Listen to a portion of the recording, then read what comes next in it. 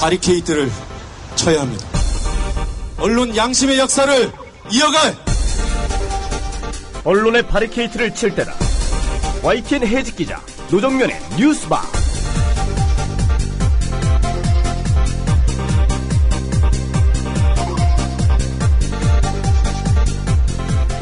청취자 여러분 안녕하십니까? 어서 오십시오. 11월 4일 뉴스바 문이 열렸습니다.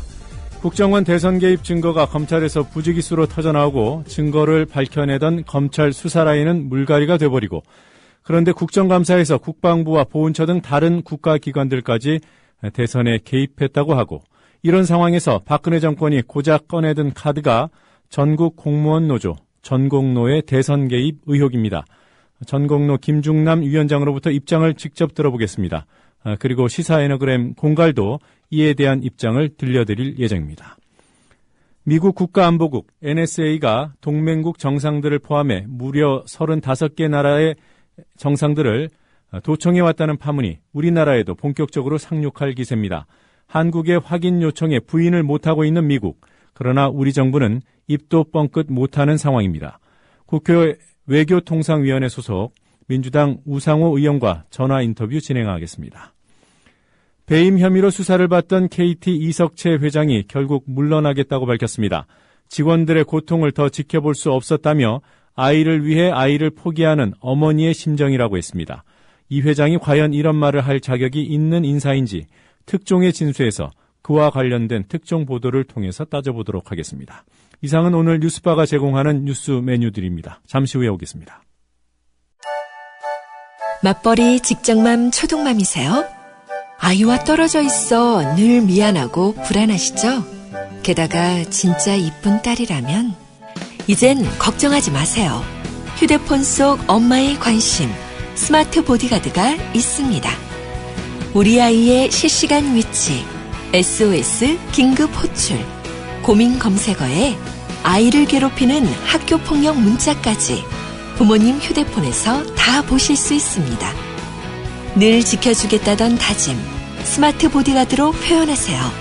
떨어져 있어도 아이가 보입니다. 휴대폰 속 엄마의 관심, 스마트 보디가드를 구글에서 설치하세요.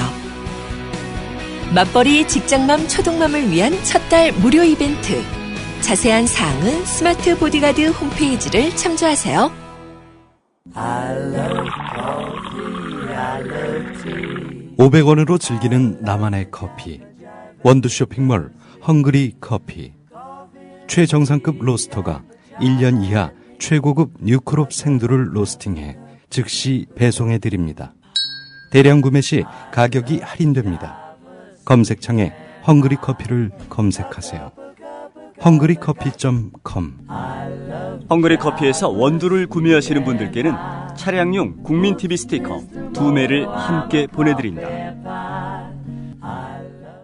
남성 여러분, 값비싼 옷을 입어도 폼이 안 나고 운동할 시간은 없으시다고요?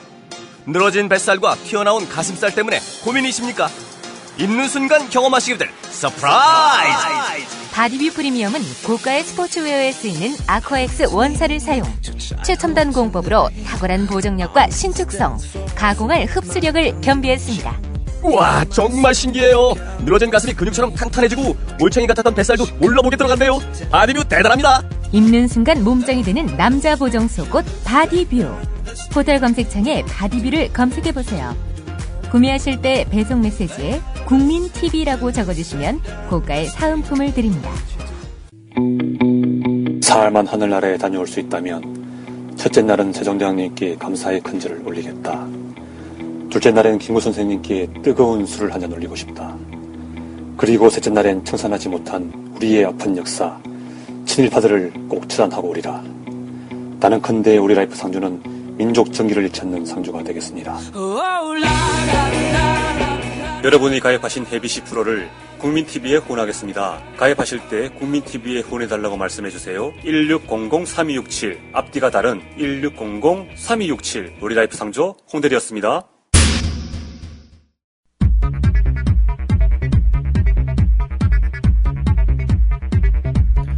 주요 뉴스들 몇 가지 간추려 보겠습니다. 인공위성을 정부 승인 없이 외국 기업의 헐값에 매각한 혐의 등으로 검찰 수사를 받아온 이석채 KT 회장이 물러나기로 했습니다. 이 회장은 직원들이 받을 고통 때문에 아이를 버리는 어머니의 심정으로 사퇴를 결심했다고 밝혔고 언론도 이를 고육책 등의 표현으로 보도하고 있지만 비리 혐의를 받아온 낙하산 인사의 퇴진이라는 사실을 가리기는 어려워 보입니다. 서유럽 순방에 나선 박근혜 대통령이 프랑스 언론과의 인터뷰에서 북한 김정은 위원장과의 남북 정상회담 가능성을 언급한 데 대해 청와대가 원칙적인 답변이었다고 확대 해석을 경계했습니다. 박 대통령이 지난 5월 방미 때 미국 언론과의 인터뷰에서는 북한 지도자를 만나서 무슨 효과가 있겠냐는 입장을 밝힌 바 있어 입장이 바뀐 것인지 인터뷰 때마다 별 의미 없이 답변을 달리한 것인지 궁금증을 자아내고 있습니다. 불교와 개신교의 교계 대표단과는 회동을 했던 박근혜 대통령이 천주교와의 회동은 일방적으로 취소했던 것으로 뒤늦게 확인돼 천주교 차별 논란이 예상됩니다. 미디어오늘에 따르면 당초 청와대의 요청으로 지난 10월 18일 천주교 주교회의 대표단과 박 대통령이 오찬 회동을 하기로 합의됐으나 밀양 송전탑 문제와 국정원 사건 등의 현안이 논의될 것을 우려한 청와대가 대통령 일정을 이유로 취소를 통보했다고 미디어오늘이 보도했습니다. 정부와 여당이 전국 공무원 노조의 불법 대선 개입 의혹을 제기하며 지난해 전공노가 문재인 후보와 체결한 정책 협약서를 그 근거로 제시하자 당시 박근혜 후보가 전공노 총회에서 축사를 한 동영상이 관심을 끌고 있습니다. 당시 박근혜 후보는 심재철 최고위원을 보내 대독회 한 축사에서 공무원 지위 향상과 근무 환경 개선을 위해 노력하겠다고 약속했습니다. 저도 우리 공무원 여러분께서 더 큰 자긍심을 가지고 일하실 수 있도록 지위 향상과 근무 여건 개선에 노력하겠습니다. 새누리당 대통령 후보 박근혜 대독. 대선 개입 활동을 벌인 것으로 지목된 국군사이버사령부 현역 요원의 사진이 공개돼 논란이 일고 있습니다. 사진을 공개한 파워블로거 IM피터는 지난 대선에서 신분을 워킹맘으로 속인 채 적극적으로 활동해온 해당 요원이 사건이 불거진 최근까지도 반성의 기미가 없는 글을 올렸다며 공개 배경을 설명했습니다. 이 요원이 자신의 신분을 드러내 법적 대응에 나설지 주목됩니다. 감사원장과 보건복지부 장관의 이른바 항명 사퇴와 검찰총장 찍어내기 논란에 이어 기무사 사령관 조기 교체 파문으로 박근혜 정부의 인사 난맥상이 또 불거졌습니다. 지난달 25일 부임 6개월 만에 경질된 장경훈 전 기무사 사령관은 김관진 국방장관의 부적절한 인사를 청와대에 보고했다고 공개적으로 밝혀 장 전 사령관 경질 배경에 인사를 둘러싼 군 수뇌부 갈등설이 부상하고 있습니다. 오공초 간첩으로 몰려 16년간 억울한 옥살이를 한 제일동포 이모 씨 가족에 국가가 30억 원을 배상하라는 판결이 나왔습니다. 1979년 한국으로 건너와 신혼생활을 하던 이 씨는 30대 초반이던 1980년 보안사에 체포돼 1996년까지 복역했으며 만삭인 상태로 함께 체포된 이 씨의 아내는 보안사에서 출산을 하기도 했습니다. 이 씨 부부는 2007년 국방부 과거사 진상규명위원회의 규명활동과 2011년 재심에서 무죄가 선고됨에 따라 피해 보상 청구 소송을 벌여왔습니다. 간추린 뉴스였습니다.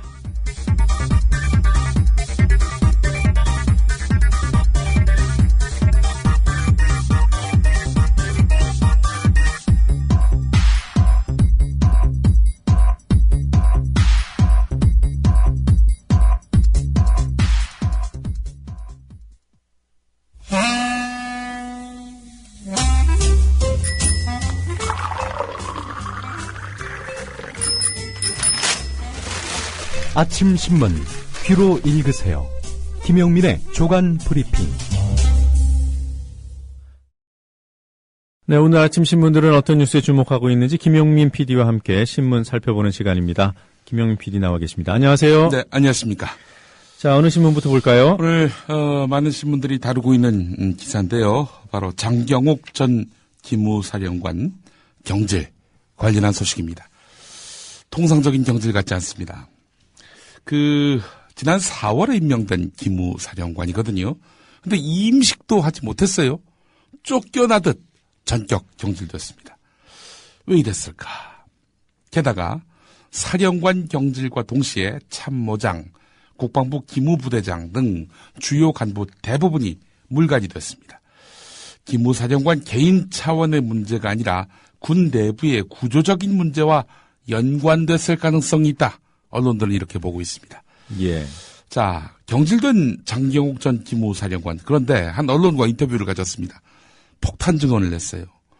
지난 4월 인사 때 김관진 국방부 장관의 인사 절차와 방식에 대해서 군 내에 불만과 비판 여론이 많다는 게 확인돼서 청와대에 자신이 보고했다. 이렇게 밝혔는데요. 자, 군의 인사 문제를 살피고 견제해야 할 청와대 군 출신 인사들도 과거 데리고 있던 사람들을 다수 진급시켰다. 이렇게 장경욱 전 기무사령관은 밝혔습니다. 결국 군 장성 인사의 문제점을 청와대에 직보했다가 괘씸죄로 찍혀서 경질당했다. 이렇게 볼 수 있는 겁니다. 사실이라면은 군 장성 인사의 난맥상이 심상치 않고 이를 보고한 기무사령관을 찍어내게 했다. 이런 얘기 아니겠습니까? 게다가 이게 중요합니다. 후임 기무사령관의 박근혜 대통령 동생 지만 씨의 육사 동기이자 고등학교 동창이 발탁이 됩니다. 정치적 의혹이 커질 수밖에 없는 대목입니다. 기무사는 군사 기밀의 보안과 방첩, 내란, 외환, 반란죄를 담당하는 군의 주요 기관 아닙니까? 그런 기무사령관의 인사를 두고 의혹이 증폭되는 것은 군 조직의 신뢰를 해치는 일이다. 이렇게 경향신문은 평가하고 있습니다. 자, 지금 사실 이 기무사령관만이 문제가 아닙니다. 김용민 PD도 문제군요. 예, 저도 빨리 문제입니다. 나오셔야 될 제 감기도 텐데. 문제입니다. 지금 최동욱 전 검찰총장 찍어내기 논란, 진영 전 보건복지부 장관 그리고 양건 전 감사원장의 항명 사태, 이런 것들이 한 달이 멀다 하고 돌출되는 인사. 아이고 참. 1분이 멀다 하고 나오는 기침입니다. 아 예. 아이고 약도 먹고 침도 맞고 마이간 일요일 토요일 푹 쉬었는데 다시 하겠습니다. 이 최동욱 전 검찰총장 찍어내기 논란, 진영 전 보건복지부 장관 그리고 양건 전 감사원장의 항명 사퇴, 한 달이 멀다 하고 돌출되는 인사파동이 이번에는 군으로까지 번진 겁니다. 초기 인사난맥으로 여론의 질타를 받던 청와대가 교체 인사를 두고서도 파열음을 내고 있어서 뭔가 근본적인 문제가 있는 것 아니냐, 이런 우려가 커지고 있는 것입니다. 자, 끊임없이 되풀이되는 인사파동, 가장 큰 원인이 무엇일까요?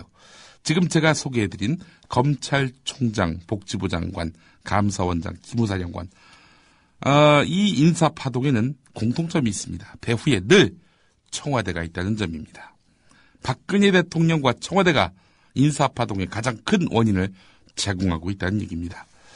우선은 사정기관, 감사기관과 군수뇌부를 입맛에 맞는 인사로 교체하기 위해서 무리한 찍어내기를 했다는 겁니다. 대선 공약 중에는 책임장관제가 있습니다. 이건 온데간데 없어졌지요. 여권 내부에서조차도 박근혜 대통령의 인사 스타일을 두고도 우려의 목소리가 나오고 있습니다. 일부에서는 김기춘 비서실장의 청와대 입성 이후에 각종 인사 파동이 두드러진 사실을 거론하면서 이거 김기춘 작품 아니냐, 김기춘이 인사 파동을 낳게 한 장본인 아니냐, 이런 의혹을 제기하고 있습니다. 그런 김기춘을 누가 뽑았습니까? 그런데 기무사 사령관 이재수 신임 사령관의 뭐라고 할까요? 이력을 보면 이게 과연 김기춘 실장의 작품인가 싶어요. 예. 네. 보통 어떤 특정 대학이나 예. 특정 육사 기수 예. 이런 부분들이 중용된다는 점을 비판할 때는 예. 사례가 여러 건이 있어야 되잖아요. 예. 근데 이제 이재수 신임 사령관 같은 경우에 단순히 박지만 씨와 육사 동기다, 이 정도 가지고는 사실 비판하기는 어렵거든요. 예. 그런데 보니까 고교 동창이에요. 중앙고등학교 동창입니다. 예. 그러니까 고교 동창이면서 육사 동기일 가능성이 어느 정도 될 것인가. 게다가 이 경향신문은 그냥 동기가 아니라 절친한 친구였다고 보도를 하고 있습니다. 절친한 동기. 네, 예. 절친이라고 표현했군요. 예. 네. 그래서 사실은 얼마 전에 있었던 이 국회 법제사법위원회의 군사법원에 대한 국정감사에서 서영교 민주당 의원이 이재수 사령관에게 박지만 씨와 절친입니까? 라고 물어보니까 저희는 절친이란 표현을 안 씁니다. 이렇게 답했다고 합니다. 그러면은 이 질문을 바꾸어서 했어요. 잘 아십니까? 예. 친하십니까? 예, 친하게 지냅니다. 아니 그게 절친이지 뭐야 도대체. 나 이거 참. 예. 뭐 물론 박지만 씨에게 인사를 부탁한 적이 없다. 뭐 이렇게 이야기를 했는데 20년심으로 또 친구를 갖다가 기무사령관에 앉혔다. 이런 의혹은 또 성립이 되네요. 예. 오늘 한겨레가 참, 눈썰미가 예리합니다. 가습기 살균제로 127명이 숨진 일이 있었습니다. 자, 하지만 정부는 이걸 한 2년 동안 방치해왔습니다. 자, 그러다가 최근 국회에서 피해자 구제 법안을 만들려고 했습니다. 그런데 갑자기 정부가 피해자 의료비 지원안을 발표했습니다. 국회보다도 앞서서 정부가 발빠르게 피해자들을 구제하기 위해 애쓰는가 보다 이렇게 생각할 수 있을까요? 아닙니다. 피해자들은 바라지 않습니다. 피해자들이 바라는 것은 법률로 만드는 것이지 언제든 바뀔 수 있는 시행령, 이거 별로 바라지 않습니다. 자, 하지만 정부는 시행령으로 밀고 가고 있습니다. 자, 또 이런 일이 있었습니다. 각종 화학물질로 인한 사고로부터 국민을 보호하기 위해 국회가 제정한 법이 있습니다. 유해화학물질 관리법. 자, 그런데 이 법은요, 위반 사업자에게 사업장 매출액의 5% 한도에서 과징금을 부과할 수 있도록 했습니다. 그런데 정부가 시행령을 만들어서 이 법을 그야말로 무력화해버렸습니다. 중대한 과실을 연속적 고의적으로 내는 경우에 한해서만 법을 적용하도록 제한한 것입니다. 상위법인 법률이 하위법인 시행령에 의해서 힘을 잃어버린 셈이 됐습니다. 왜 그랬을까요? 기업들이 손을 썼기 때문입니다. 어마어마한 그런 배상 비용 누가 되겠습니까? 기업들이 돼야 하니까 정부에다가 이거 못하겠습니다 라고 하니까 정부가 또 기업들 말을 들어준 거지요. 그래서 시행령을 통해 모법을 무력화시킨 것입니다. 전교조 노조 아님 이런 통보가 났었지요. 법으로는요, 전교조 보고 너 오늘부터 노조 아니야 이렇게 통보할 그런 아무런 권한이 없습니다. 근거가 없어요. 법적 근거가 없습니다. 자, 그럼에도 불구하고 노조 아님 통보를 했단 말이죠. 그것은 역시 정부 시행령 때문입니다. 이 시행령이 참 무소불위의 힘을 막 발휘하는 거지요. 또 영유아 보육법 이걸 보게 되면은 정부가 지금 국고보조비를 한 20% 더 내야 하는 이런 내용으로 이제 법이 바뀔 그런 움직임입니다. 자, 그런데 정부가 시행령을 만들어서 10%까지만 올리도록 하는 그런 방안을 확정해 버렸습니다. 자, 이러다 보니까 야당이 아주 격하게 반발을 했지요. 이명박 정부 최대 문제적 사업인 4대강 사업 역시 이거 예비 타당성 조사를 실시하지 않도록 시행령으로 그렇게 규정해 버려 가지고 지들 멋대로 그렇게 4대강 보 준설 이런 것들을 했던 겁니다. 자, 박상훈 후마니타스 대표가 한 말이 있습니다. 행정부가 권위주의적으로 국정을 운영하면서 또 국회가 입법권자로서 제 역할을 다하지 못하면서 이런 어처구니 없는 사태가 발생하고 있다. 과거 박정희 전 대통령은 정치는 낭비고 시끄럽기만 하니까 국익을 위해서 행정부가 전권을 갖고 일하겠다고 했는데 지금이 그 상황이다. 이렇게 말하고 있습니다. 여러분 어떻습니까? 유신 때 긴급조치랑 뭐가 다릅니까, 이게? 그렇죠. 긴급조치가 뭡니까? 이를테면은 구속영장 없이 사람 막 가둘 수 있는 거, 이게 바로 긴급조치 아닙니까? 법으로 만들지 않고 정부에서 일방적으로 명령 형태로 발했던 것이 긴급조치, 긴급명령인데요. 예. 이제 법률적 효력을 부여를 한 거 아닙니까, 어거지로? 예. 네, 뭐 지금 이 시행령도 이런 식으로 남용을 하다 보면 결국 긴급 조치로 가지 않겠나 이런 우려를 할 수밖에 없습니다. 예, 그 긴급 조치 얘기가 나와서 그런데 갑자기 생각난 게 있습니다. 같은 시위를 했던 학생들인데 고려대 학생은 징역 10년에 처하고 그 고려대 아닌 학생들은 뭐 일반적인 뭐 많아봐야 한 2년 이렇게 그 판결을 내릴 수 있는 그런 법적 근거도 긴급 조치에 있습니다. 고려대 학생들이 네. 데모를 유독 독하게 해서 그랬었던지 이와간 고려대생이 데모하면 징역 10년. 예, 이게 참 이랬던 참 어목하고 암울하고 참 기가 막힌 시대를 우리가 겪어왔는데 그 시대를 다시 우리가 또 경험하고 있는 양상입니다. 자, 이제 잠시 후에 이슈 탐험에서도 접하게 될 이슈인데요. 새누리당이 갑자기 지난 대선 기간에 전국 공무원 노조의 불법 선거운동을 문제 삼고 나선 점, 김태흠 원내대변인과 홍문종 사무총장 등 새누리당 지도부가 연일 입을 모아서 전공로 소속의 공무원들이 SNS를 이용해서 문재인 후보를 돕기 위한 무차별적인 선거운동을 했다. 검찰은 즉각 전공로의 불법 대선 개입에 대한 수사에 착수하라 이렇게 공세를 펼치고 있습니다. 결국 이게 뭐 물귀신 작전인 거죠. 자, 이걸로 해서 국정원 사건을 덮으려 하는 것입니다. 국정원, 경찰, 군 이런 국가기관이 총동원돼서 조직적으로 범했던 이런 범죄하고 어떻게 같을 수가 있습니까, 이게. 여권이 국정원 대선 개입 사건의 진상규명에 의지를 보이면서 철저하게 수사를 하면서 전공로의 정치활동을 문제 삼는다면 또 모르겠습니다. 그동안 새누리당은 사사건건 검찰 수사를 폄하, 방해하고 국정원 감싸게 골몰해 오지 않았습니까?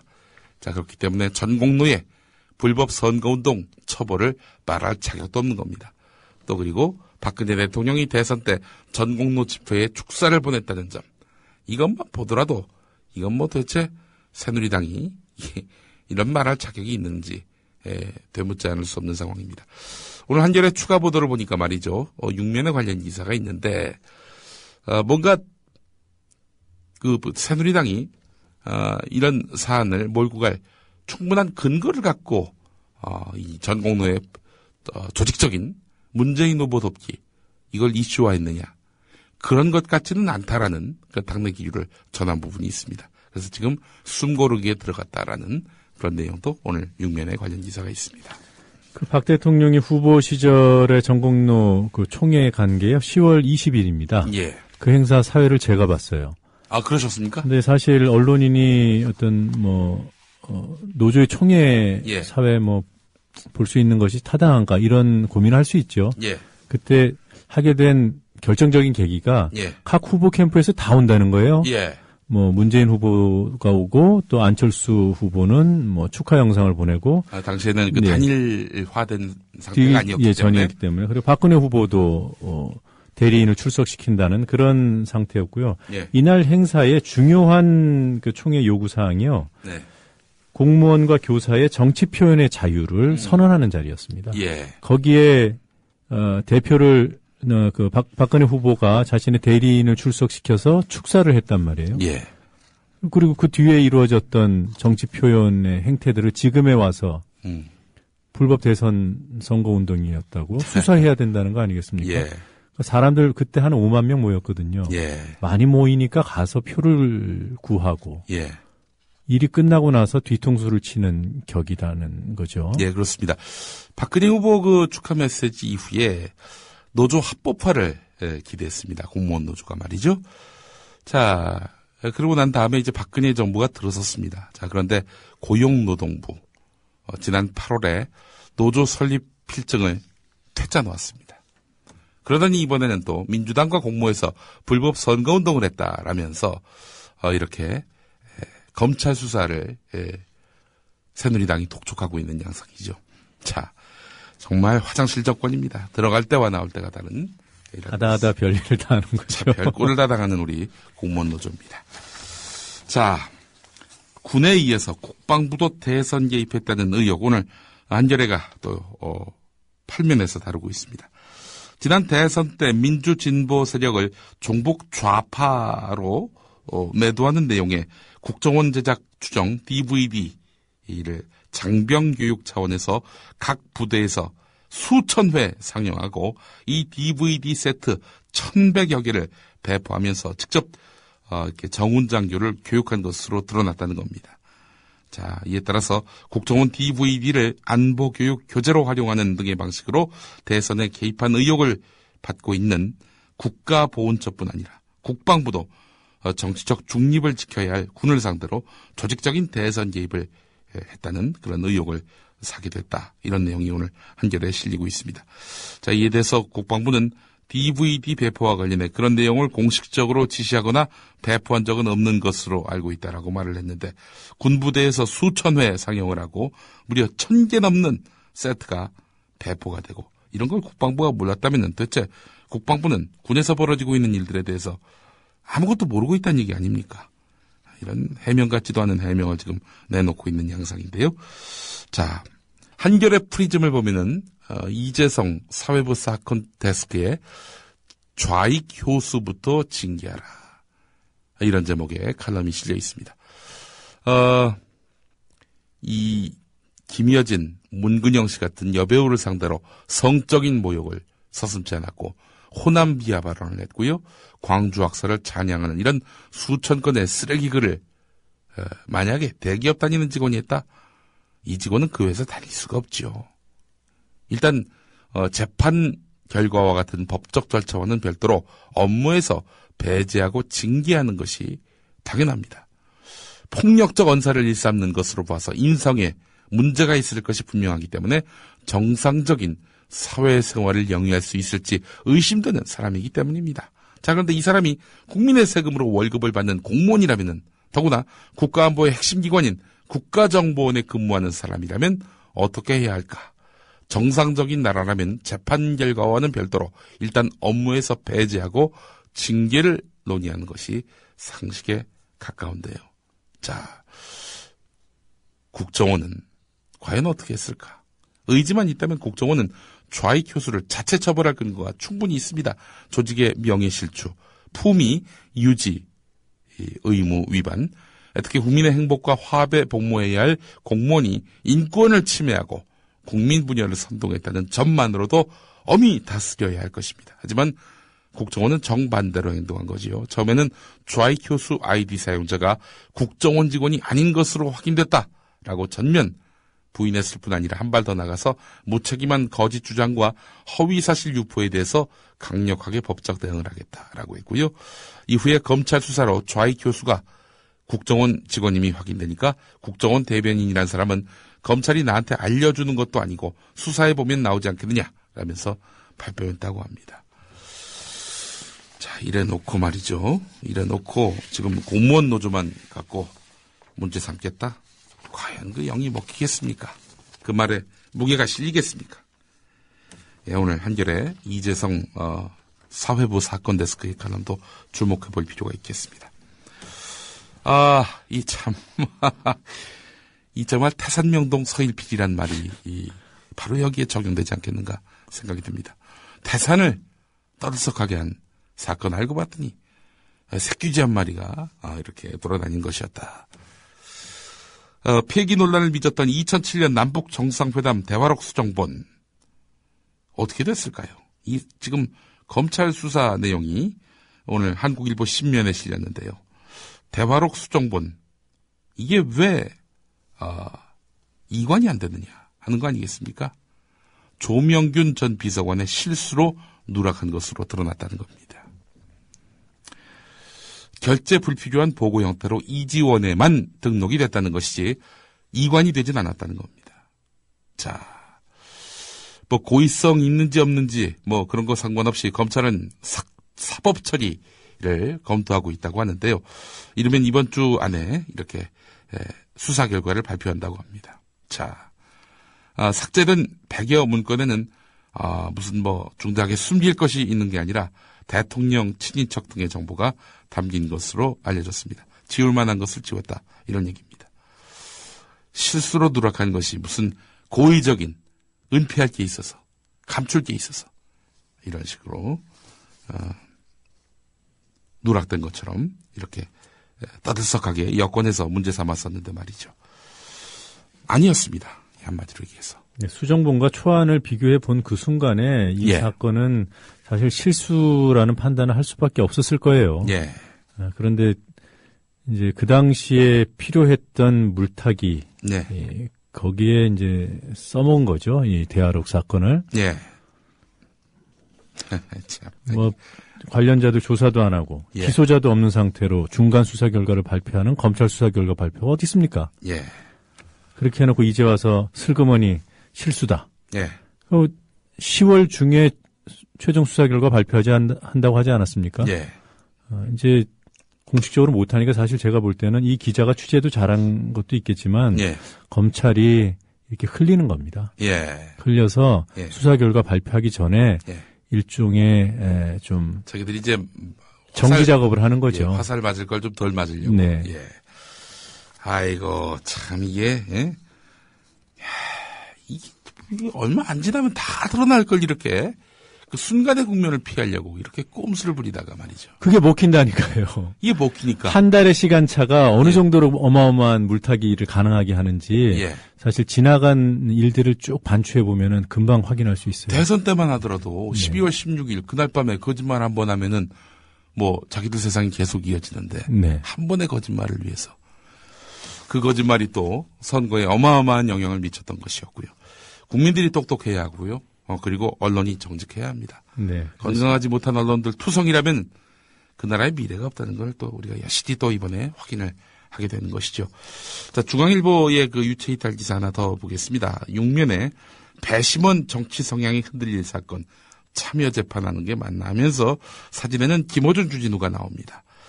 낙검수 관련한 그 국민 참여 재판이 말하자면은 배심원 정치 성향이 흔들릴 사건이었다 이렇게 시사하는 거지요. 상징화하는 거지요. 자, 근데 이재정 변호사 이야기로는 나는 꼼수다를 들은 정도가 아니라 아는 정도가 아니라 아예 주변에 아는 사람도 없을 정도의 사람만 배심원으로 이렇게 뽑아서 한 재판입니다. 낙검수를 전혀 모르는 분들이 배심원으로 앉은 겁니다. 근데 배심원 정치 성향이 흔들릴 사건이다. 도대체 어떻게 이런 말을 할 수 있는 거죠? 자, 관련해서 2013년 뭐 몇 년 전도 아닙니다. 올해 1월 26일자 중앙일보 사설을 하나 제가 읽어드리겠습니다. 참여 재판 도입으로 재판 대상에 그쳤던 보통 사람이 재판의 주역으로 설 수 있게 됐다. 참여 재판을 사법개혁의 계기로 삼기 위해선 판사, 검사, 변호사, 나아가 시민들의 성숙한 참여 의식이 필요하다.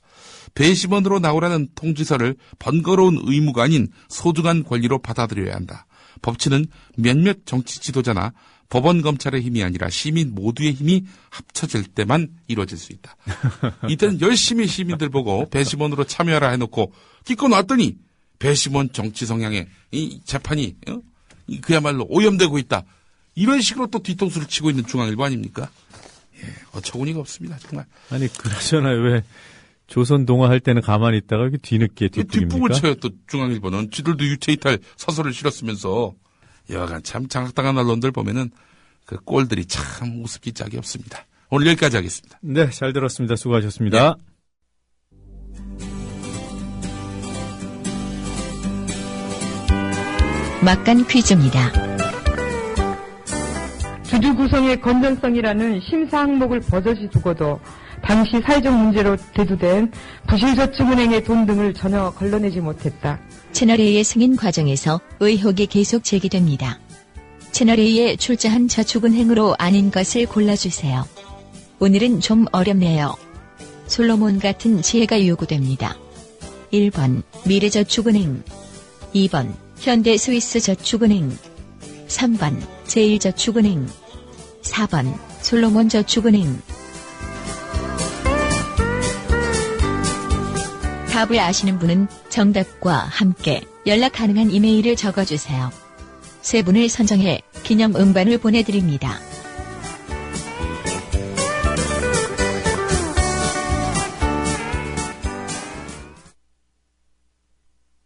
돌발 영상을 보실 때마다 그 뒤에 숨은 제작자가 궁금하지는 않으셨습니까? 돌발 영상 노종면 PD. 자, 국보 1호 숭례문의 붕괴 가능성이 시간이 갈수록 더 커지고 있습니다. 현장 상황을 좀 정리를 해주셔야겠어요. 네, 그렇습니다. 안녕하십니까. 뉴스타파 앵커 노종면입니다. 3년 5개월 만에 스튜디오 아닌 스튜디오에 앉아 카메라를 바라봅니다. 지금 여러분께서는 YTN 해직 기자 노종면이 진행하는 노종면의 뉴스바를 듣고 계십니다. 노종면의 뉴스바는 매일 아침 7시부터 9시까지 국민TV 라디오로 방송됩니다. Images showing 这鉴于当前需要局 국제뉴스 한반도 정세를 한눈에 황준호의 월드 리뷰.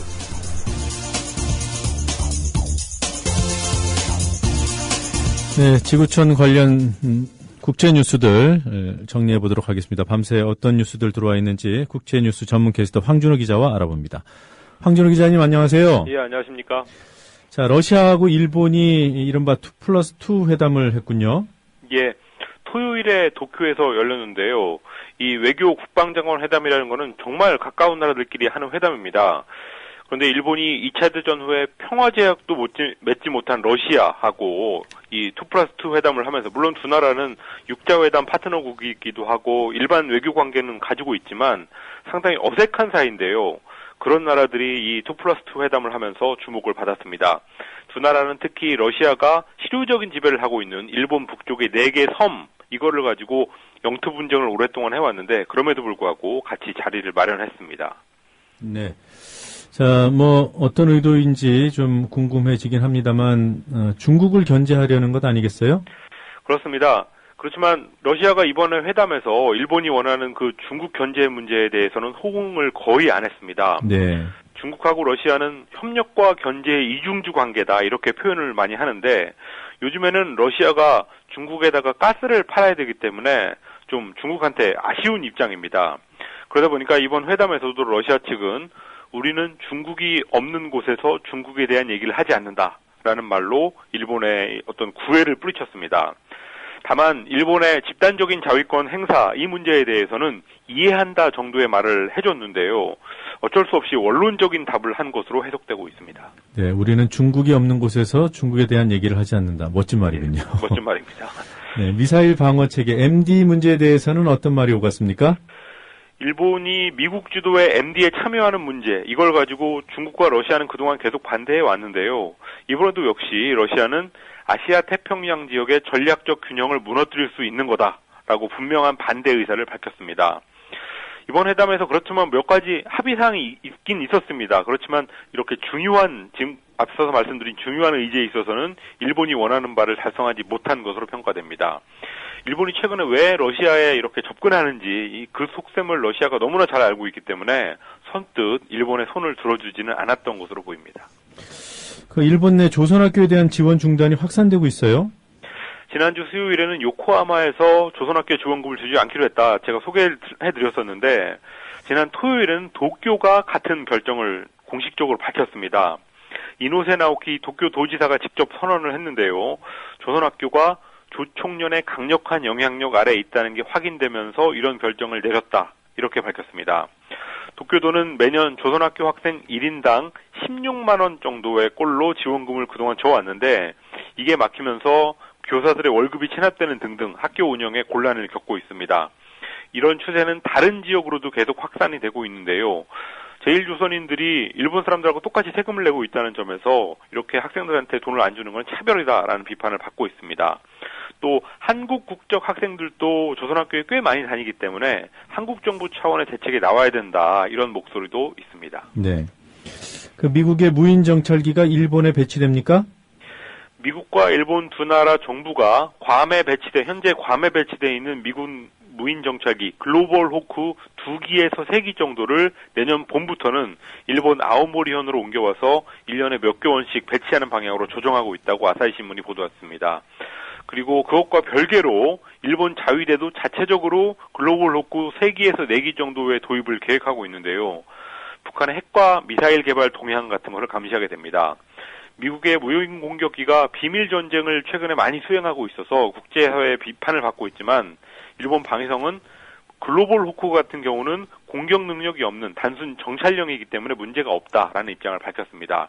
그렇지만 북한은 물론이고 중국까지도 이 정찰 활동이 자극할 수 있기 때문에 동북아 군사 정세에는 적잖은 영향을 미칠 것으로 전망되고 있습니다. 네. 미국의 그 금융회사가요, 그 한국인 자녀 특혜 채용에 관한 조사를 받고 있다는 보도가 있던데, 뭐 확인된 것들이 있습니까? 예, 미국의 초대형 금융사 JP모건이 중국 고위층 자녀들을 편법으로 채용해서 그 인맥을 이용해서 중국에서 여러 가지 이권을 따냈다, 이런 의혹을 미국 법무부가 최근에 조사를 하고 있습니다. 네. 그런데 중국뿐만 아니라 한국, 싱가포르, 인도 이 세 나라의 고위층 자녀들한테도 수사 범위를 넓히고 있다고 뉴욕타임스가 보도했습니다. 미국에는 해외 부패 방지법이라는 법이 있는데요. 미국 기업이 사업상의 특혜를 노리고 외국의 관료들한테 편의를 제공하지 못하도록 금지하고 있습니다. 그런데 JP모건은 2006년부터 이른바 아들-딸 프로그램이라는 것을 공식적으로 운영하면서 중국 지도층 자녀들을 특혜 고용했다는 혐의를 받고 있습니다. 아직까지 한국 고위층 자녀들의 경우에는 구체적인 이름이 나오지는 않았는데요. 만약에 앞으로 이름이 나온다면 이게 미국에서뿐만 아니라 한국 내에서도 이게 한국 내에서 특혜를 준 거기 때문에 상당한 논란이 있을 것 같습니다. 네.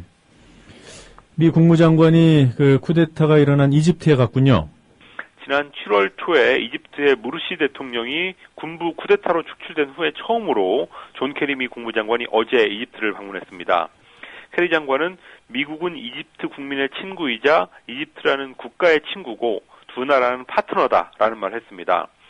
이집트의 현재 실질적인 지배 집단인 군부가 무르시 전 대통령을 지지하는 시위대를 무력으로 진압하고 수백 명을 죽이면서 미국 정부가 이집트에다가 군사 장비, 또 현금 이런 것들의 지원을 중단하거나 유보하기로 했었습니다. 그렇지만 이번에 케리 장관이 군부의 손을 사실상 들어주면서 지원이 아마도 머지않아 재개될 걸로 전망이 되는데요. 이 반민주적인 구태사를 인정한 것 아니냐, 이런 비판을 피할 수 없을 것으로 보입니다. 네. 그 미얀마에서 난민선 전복 사고가 있었군요. 어떤 내용입니까? 미얀마 해안에서 어제 로힝야족이라고 부르는 무슬림 소수민족 66명을 태운 난민선이 뒤집혀서 60명이 실종됐습니다. 네. 미얀마는 불교도가 다수파인 나라인데요. 최근에 소수파인 이슬람교도를 박해하는 일이 자주 일어나가지고 로힝야족이 이슬람 국가인 말레이시아 쪽으로 계속 탈출하고 있습니다. 그런데 이 사람들은 낡은 배에 정원을 넘겨서 타고 벵골만의 거친 바다를 헤치고 말레이시아 쪽으로 내려가는데요. 이번 사고도 그 과정에서 일어난 것으로 추정되고 있습니다. 올해 들어서도 수백 명의 난민들이 바다에서 목숨을 잃었는데요. 미얀마는 이 로힝야족이 옆나라 방글라데시에서 미얀마로 불법으로 입국한 사람들이지 자기네 국민은 아니다, 이런 태도를 보이고 있습니다. 네. 미국 육사에서 동성 결혼식이 열렸군요. 미국 육군사관학교인 웨스트포인트에서 지난주 토요일에 개교일에 처음으로 이 학교 출신의 두 남성이 교내에서 동성 결혼식을 올렸습니다. 웨스트포인트는 동성 결혼이 합법화된 뉴욕주에 있는데요. 생도 예배당에서 여성 커플이 결혼한 적은 과거에 2번 있었는데 남성 부부의 결혼식이 열리는 것은 이번이 처음이었습니다. 한국의 육사에서는 정말 상상하기도 힘든 일인데 미국 육사에서는 평온한 결혼식이 치러졌고 또 하객 중에는 군인도 몇 명 눈에 띄었습니다. 결혼을 한 남성은 심지어 생도 예배당에서 주일학교 교사로 그동안 일해왔던 사람인데요. 늘 꿈꿔왔던 결혼식 장소였다라는 소감을 밝혔습니다. 네. 고이즈미 전 일본 총리요. 자신이 탈핵 전도사가 된 이유를 밝혔군요. 일주일에도 몇 번씩 이 고이즈미의 발언이 소개되면서 화제가 되고 있습니다. 어제도 요코하마에서 강연을 했는데요. 인상적인 대목을 보면 이렇습니다. 나도 총리 재임 때는 원전 추진론자였다. 그러다가 후쿠시마 사고 후에 생각을 바꾼 것이 지금 비판받고 있지만 인간의 생각은 바꾸기 마련이다 라고 말했습니다. 그러면서 그 사례로 메이지 유신 때의 쇄국론자가 개국론자가 되는 것이나 또 2차 대전 후에 일본이 미국과 동맹이 된 것, 이런 것들이 사례다, 이런 말을 했는데요. 자기가 탈핵 전도사로 바뀐 것에 대해서 현 아베 정부가 하는 비판, 이런 것들을 겨냥한 말로 풀이되고 있습니다. 고이즈미는 또 핵폐기장 처리장을 건설하지 못하는 현실을 얘기하면서 후쿠시마 사고 전부터도 처리장을 만들지 못했는데 앞으로 강한 지도자가 나온다면 주민의 반대를 무시하고 10만 년 사용할 처리장을 과연 만들 수 있겠는가라고 반문하는 말도 했습니다. 네. 자, 오늘도 다양한 소식 잘 들었습니다. 감사합니다. 네, 국제뉴스 전문 캐스터 황준호 기자였습니다. 지난 대선 저들은 과연 댓글 공작만 했을까? 혹시 개표 부정은 하지 않았을까? 한국회 의원이 조심스럽게 의문을 제기하는데 서울 관악을 통합진보당 이상규입니다. 성감 사무총장님께 제가 오전에 이어서 질의를 좀 해야겠는데요. 예. 여기 지금 제가 각 의원님들한테는 쭉 요 자료를 전부 다 이렇게 나눠드렸습니다. 같이 보시면은 훨씬 이렇게 편할 겁니다. 지금 이게 양천구 목삼동 제4투표구인데요. 여기 투표지 분류기 운영부, 그러니까 인쇄된 부분에 제일 아래쪽에 미분류수입니다. 198표로 되어 있습니다. 그러면 손으로 쓰는 심사집계부 내에서도 여기 똑같이 198표가 있어야 되는데 여기는 197표가 있습니다. 그런데 문제는 투표지 분류기 운영부에서, 그러니까 분류기에서 나온 표를 일단은 진짜 그 숫자가 있는지 확인하는, 여기에서부터 숫자가 틀리다는 겁니다. 박근혜 1083표인데 1169표로 해서 플러스 86표입니다. 그런데 문재인 같은 경우는 투표기를 분류할 때는 1530표였는데 손으로 그냥 확인해 보니까 1445표에서 무려 85표가 적게 나와 있습니다. 두 가지를 합하면 일단 171표나 차이가 나는 겁니다. 그런데 그럼 도대체 투표지 분류기에 나온 게 맞는지, 그러면 투표지 분류지 확인한 거는 왜 이렇게 틀린지, 그 다음에 미분류 투표지는 또 뭔지, 여기에 대해서 해명할 수 있는 게 아무것도 없습니다. 해명이 가능합니까? 지금 즉시 이게? 지금 그 자료를 가지고 해명이 안 됩니다. 그렇죠. 이걸로 해명이 안 되죠. 박근혜 후보가 늘어난 표, 문재인 후보가 줄어든 표를 합하면 171표예요. 여기 목삼동 제4투표구에서만. 그럼 이게 단순한 실수인지 또 다른 어떤 것인지, 그리고 이게 정부에 걸쳐서 최소한 이런 7곳에서 나타났다고 한다면 선관위는 여기에 대해서 책임 있는 해명을 해주셔야 돼요. 근데 현재는 해명할 수가 없어요. 투표함을 그 투표지를 다시 열어보는 거 말고는 이럴 수가 있습니까? 이에 대해 문상부 중앙선관위 사무총장은 뭐라고 답했을까? 국회가 원한다면 일단 온 국민들이 보는 가운데 공개적으로 재검할 용의도 있습니다. 재검할 수 있다? 정말? 만약 재검한다면 어떤 방법으로? 투표함을 열어 그 표들을 일일이? 우리 개표기 안에 4천만 명이 유권자입니다. 3천만 명이 투표했습니다. 3천만 명의 투표지가 거기에 다 일일이 한 장 한 장 다 사진에 찍혀서 보존되어 있습니다. 저장되어 있습니다. 이걸 보고도 확인할 수 있습니다. 의원님들께서. 투표함을 열지 않고 확인이 가능합니다. 투표함을 열지 않고도 가능합니다. 그래서 그걸 보고 다시 일일이 하나하나 점검을 하면 현물을 보는 것과 같습니다. 그래서 제가 확실하게 얘기할 수 있는 겁니다. 투표용지를 일일이 사진 찍어 놓았으니 그걸로 보자는 게 선관위의 입장.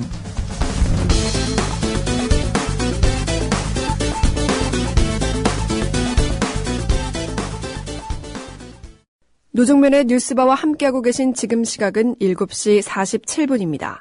이 시각 간추린 뉴스입니다. 1,000억 원대의 배임 혐의로 고발돼 검찰 수사를 받고 있는 이석채 KT 회장이 사의를 표명했습니다. 검찰은 이 회장의 사의 표명과 상관없이 원칙대로 수사하겠다는 입장입니다. 김관진 국방장관이 국군 기무사령부에 대해 음성적인 군내 동향보고 관행을 철폐하라며 고강도 개혁을 지시한 것으로 전해졌습니다. 이번 주 목요일에 치러지는 대학 수학능력시험의 문제지와 답안지가 오늘부터 배부됩니다. 시험지구에 배부된 문답지는 시험 당일 아침 각 고사장으로 운반될 예정입니다. 우리나라 만 30세 이상 성인 남녀 4명 가운데 1명은 고혈압, 10명 가운데 1명은 당뇨병을 앓고 있는 것으로 나타났습니다. 특히 30대 남성과 20대 여성의 경우 가장 스트레스를 크게 느끼고 담배와 술도 자주 즐기는 등 건강관리에 매우 소홀한 것으로 나타났습니다. 태국의 유명 관광지 파타야에서 관광객 200여 명을 태운 여객선이 침몰해 최소 6명이 숨졌습니다. 사고 원인은 여객선 정원 초과로 추정되고 있습니다. 지금까지 이 시각 간추린 뉴스 아나운서 김희주였습니다.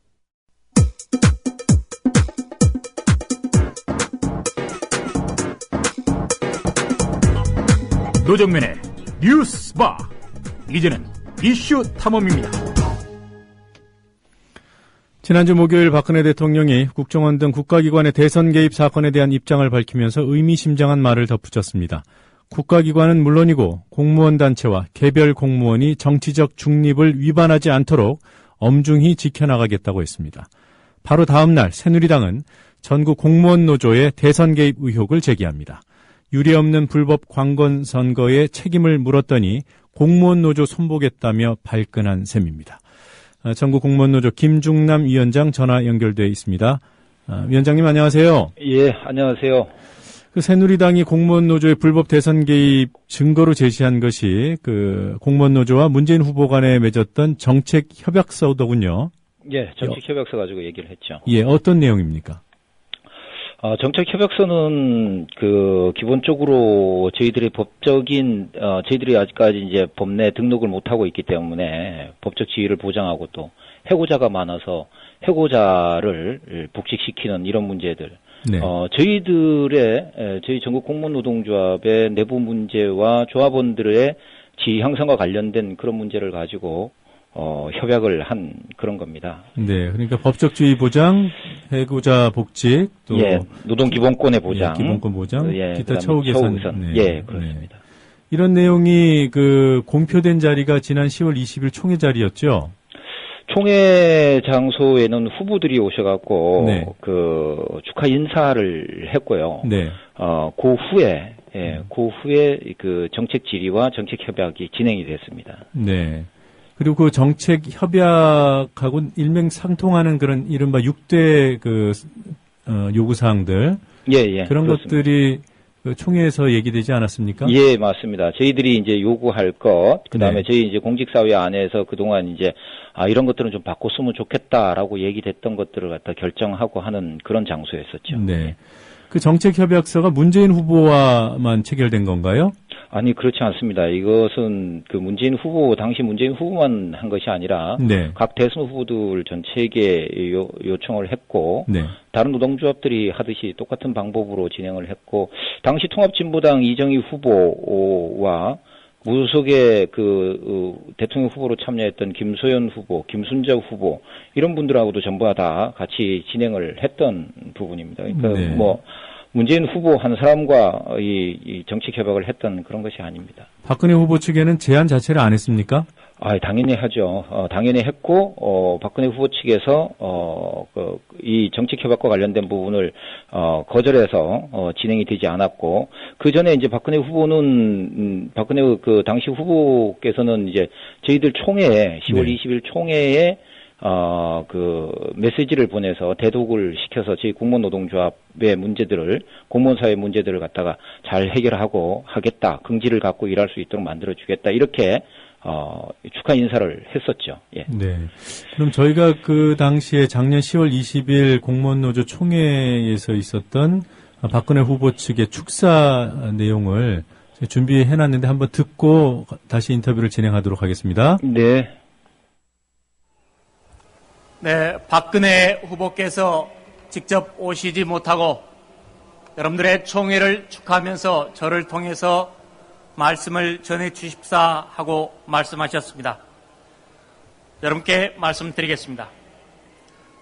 전국 공무원 노동조합 총회 개최를 진심으로 축하드리며 공무원의 권리 신장을 위해 노력하고 계신 14만 조합원 여러분께 격려의 말씀을 드립니다. 오늘 총회를 통해 우리 공무원 여러분의 마음을 하나로 모아서 국민들께 신뢰받는 깨끗한 공직사회를 만들어 주시기 바랍니다. 저도 우리 공무원 여러분께서 더 큰 자긍심을 가지고 일하실 수 있도록 지위 향상과 근무 여건 개선에 노력하겠습니다. 새누리당 대통령 후보 박근혜 대독.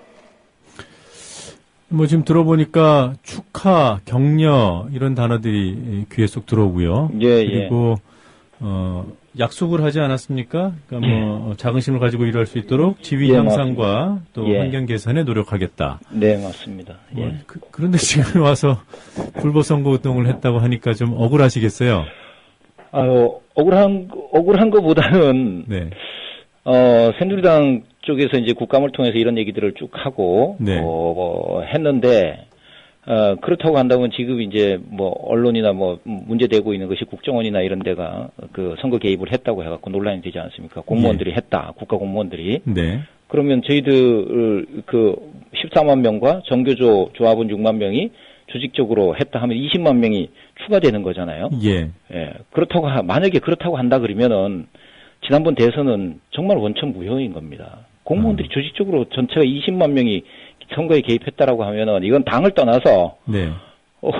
정말 이건 너무 황당하고 그렇다고 한다 그러면 이건 원천 무효가 될 수밖에 없는 거예요. 국가 공무원들은 국가의 권력을 이용해서 개입을 했고 네. 또 공무원 노동조합과 정교조는 또 그 조직을 이용해서 20만 명이 선거에 개입했다라고 하는 이 사상의 유례가 없는 이런 선거 개입이라고 한다 그러면은 정부 말대로 한다 그러면은 그 새누리당의 말에 의한다면 이건 원천 무효일 수밖에 없는 그런 상황입니다. 저희들은 네. 그렇게 하지 않았습니다. 네. 그 당시 총회, 그러니까 박근혜 후보 측이 참석한 총회에서 얘기됐던 것 중에 하나가 그 정치적인 의사표현의 자유를 확보하자 이런 내용이었죠. 예, 그런 거 있었죠. 예. 예, 저희들이 항상 요구하는 것입니다. 네. 그런데 지금 새누리당과 뭐 박근혜 대통령이 언급을 한 내용의 뭐 맥락 취지도 그럴 것인데요. 공무원 노조가 SNS 등을 통해서 조직적으로 문재인 후보 당선을 도왔다. 뭐 이런 주장 아니겠습니까? 예, 실제로 그런 활동이 있었는지요? 이제 새누리당이 이제 국감에서 얘기했던 거는 두 가지로 요약을 할 수 있습니다. 아까 말씀하신 이제 정책 협약서 문제가 나왔었고요. 네. 그 다음에 SNS, 그러니까 공무원 노동조합의 홈페이지인 자유 게시판을 이용해서 보게 되면은, 했다라고 해갖고, 얘기를 했고, 또 SNS 트윗이나 이런 거, 페이스북을 이용해서 했다라고 이렇게 얘기하는데, 예.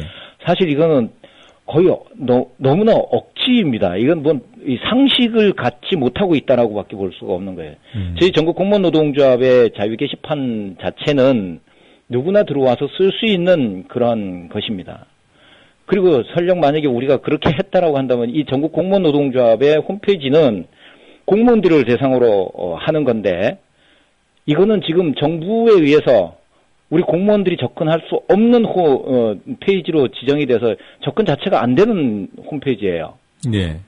그렇다고 한다 그러면 정부의 말은 전혀 안 되는 거고 특히 트윗이나 페이스북에 의해 갖고 진행을 했다라고 하는 건데 이거는 개인의 정치적 자유와 관련된 그런 부분입니다. 개인의 의사와 관련된 부분이 국민 모두가 갖고 공무원들도 국민이기 때문에 국민이 갖고 있는 개인적 부분이고 이런 부분까지 조직적으로 개입했다라고 하는데 조직적으로 개입한 사실도 없고 그렇게 할 의도도 없고 그렇게 하지도 않았습니다. 이건 말도 안 되는 얘기입니다. 있을 수가 없는 겁니다. 공무원 노조 공식 트위터가 뭐 어떤 정도의 의사 표현을 하는 것이 법으로 금지되어 있습니까? 아닙니다. 저희 전국 공무원 노동조합은 정부에 의해서 수차례 법내 등록을 하려고 해도 법내 등록을 안 됐고요. 네. 저희의 SNS라든가 이런 것들은 지금 얼마든지 자유롭게 쓸 수 있는 겁니다. 거기다 의사도 얼마든지 자유롭게 쓸 수 있는 것이고요. 네. 저희 다만 대선과 관련해서 어떤 특정 후보를 지원했다라고 하는 건데 그렇게 하는 그런 SNS가 아닙니다. 네. 자, 사실 노조의 공개적인 정치 활동, 또, 국정원 등 국가기관의 비밀스러운 활동, 이 두 가지를 비교하는 것 자체가 참 납득이 안 가는 게 사실입니다만, 예, 그렇습니다. 예. 현실적으로 대통령과 여당 지도부가 들고 나왔단 말이에요. 예. 예, 그래서 질문을 드리지 않을 수가 없는데요. 공무원 노조의 활동과 국정원 등 국가기관의 활동, 어떤 점에서 다릅니까? 국가기관은 막강한 힘을 가지고 있고 국가기관이라는 조직을 가지고 있고 국민들에게 접근하면서 국민들의 여론을 갖다가 움직일 수 있는 그 방식과 방법이와 내용들을 전부 다 가지고 있죠. 예. 그리고 그것이 진행되면은 국민의 여론들이 움직일 수 있는 그런 겁니다. 저희 노동조합은 조합원들의 이익을 위해서 공무원들 내부에 있는 문제들을 가지고 활동하는 조직입니다. 조합원들의 지위 향상을 위해서 활동하는 조직이고, 근데 국가 조직이 국가의 국민들을 위해서 사용하라고 하는 국가의 권력을 그 사익을 위해서 개인 어떤 후보로 나왔다든가 아니면 어떤 개인적인 일이라든가 장관이든지 대통령이든지 국회의원이든지 그 개인을 위해서 국가기관이 헌신하고 일을 했다라고 하는 것 자체하고 공무원 내부에 있어서의 문제들, 지위 향상을 위해서 노동조합이 다른 노동조합과 똑같이 법적인 보장하에서 일을 한다라고 하는 것하고는 전혀 차이가 다른 것이죠. 네. 입장 차이가 전혀 다른 것입니다. 네. 실제로 수사가 진행될 수도 있다 이런 전망도 있던데 어떻게 보십니까? 이것이 이제 처음에 말씀하셨듯이 대통령이 발언하고 새누리당이 봐서 국감에서 얘기하고 하는 이런 순차적인 차례들이 쭉 진행이 돼요. 그리고 국감에서는 왜 조사를 안 하느냐 이렇게 얘기를 합니다. 네. 이전에 좀 올라가 보면은 모 시민사회 단체라고 하는 이름을 가지고 공무원 노동조합을 갖다가 고발하는 사건이 며칠 전에 또 있었습니다. 네. 이것이 순차적으로 이렇게 진행되는 것으로 보게 되면은 아마 대단한 수사가 진행이 되지 않겠는가 이런 생각을 하고 있습니다. 있을 겁니다. 저희들 그렇게 생각하고 있습니다. 그냥 넘어가지 않을 것이라고 생각하고 있고, 그거는 정부 새누리당이 그렇게 수차례 요구를 하고 있고 공개적으로 얘기하고 있기 때문에 아마 진행될 거라고 보고 있습니다. 네. 법적으로 선제적으로 대응하실 계획은 없나요? 저희들이 선제적으로 대응할 부분이 아니라 이미 정부와 그다음에 새누리당이 선제적으로 없는 사실, 허위 사실을 가지고 지금 공격을 하고 있습니다. 또 네. 개인적인 일들을 가지고 공무원들의 정치적 지위 향상과 관련된 그런 부분의 개인적인 부분들, SNS나 이런 것을 가지고 마치 이것이 조직적으로 이루어진 양 이렇게 얘기를 하고 있는데, 그 관련해서는 법적인 대응을 반드시 해야 되고요. 저희들 할 것이고 지금 준비 중에 있습니다. 내일 아침에 기자회견 등이 준비되어 있습니다. 네. 박근혜 정부하고 여당이 왜 이렇게 무리수를 두고 또 한편 억지를 부리는 것인지 짐작 가는 부분이 있습니까? 저희들도 납득이 가지 않습니다. 저희 전국 공무원 노동조합을 노동조합으로 인정하는 상태에서 또 얘기를 한다 그러면 모르는데, 저희들이 4번씩이나 설립 신고를 해도 노동조합으로 인정하지도 않고, 또 저희 전국 공무원 노동조합 홈페이지는 공무원들 사이에서 저는 접근할 수 없는 유해 사이트, 문제의 사이트로 갖다가 지정해서 접근도 못하게 하고, 이런 상황에서 박근혜 정부가 지금 하고 있는 이런 사항들을 보게 되면은 이것은 지금 현재 대단히 문제가 되고 있는 국정원 등 국가기관이 조직적으로 선거에 개입했다라고 하는 이런 의혹들, 이런 사실들이 밝혀지는 것들에 대한 부담감을 전국 공무원 노동조합, 법내 설립 신고를 하지 못하고 있는 노동조합에게 공격을 함으로써 그걸 갖다가 치환시키고 만들어 가려고 하는 것이 아닌가. 너무 저열하고 또 악의적이다라고밖에 저희들은 생각할 수밖에 없습니다. 네. 사실 앞으로 공무원 노조의 활동이 위축되는 게 아니냐 이런 분석도 있던데요. 아무래도 좀 위축 효과가 있지 않겠습니까? 그런 생각들을 하겠죠. 그렇게 해서 저희가 공직 내부를 갖다 바꾸고 국가 권력의 부당한 공직 사회에서의 개입들, 그것을 통해서 국민들에게 불이익이 가는 이런 것들을 막아내는 활동들에 대해서 막고자 하는 그런 부분들이 있겠죠. 그래서 등록 자체도 정부가 받아주겠다라고 해놓고서 사기를 치고 하는 이런 부분이 있는데, 그런 부분과 관련해서는 걱정을 안 하고 있습니다. 오히려 더 공무원 내부에서 이와 관련해서 누구나 다 알고 있는 거예요. 30년 전에 공무원들에게 돈을 5만 원, 10만 원씩 주면서 선거 활동을 진행시켰던 국가 권력이었습니다. 근데 이것이 30년 지나고 난 지금 또다시 국가 권력에 굴종하고 국가 권력의 말을 들으라고, 잘못된 지시와 이런 것들을 갖다가 말을 들으라고 이야기를 하고 있고, 국가의 문제를 갖다가 공무원들에게 뒤집어 씌우려고 하는 이런 것들을 진행하고 있는데요.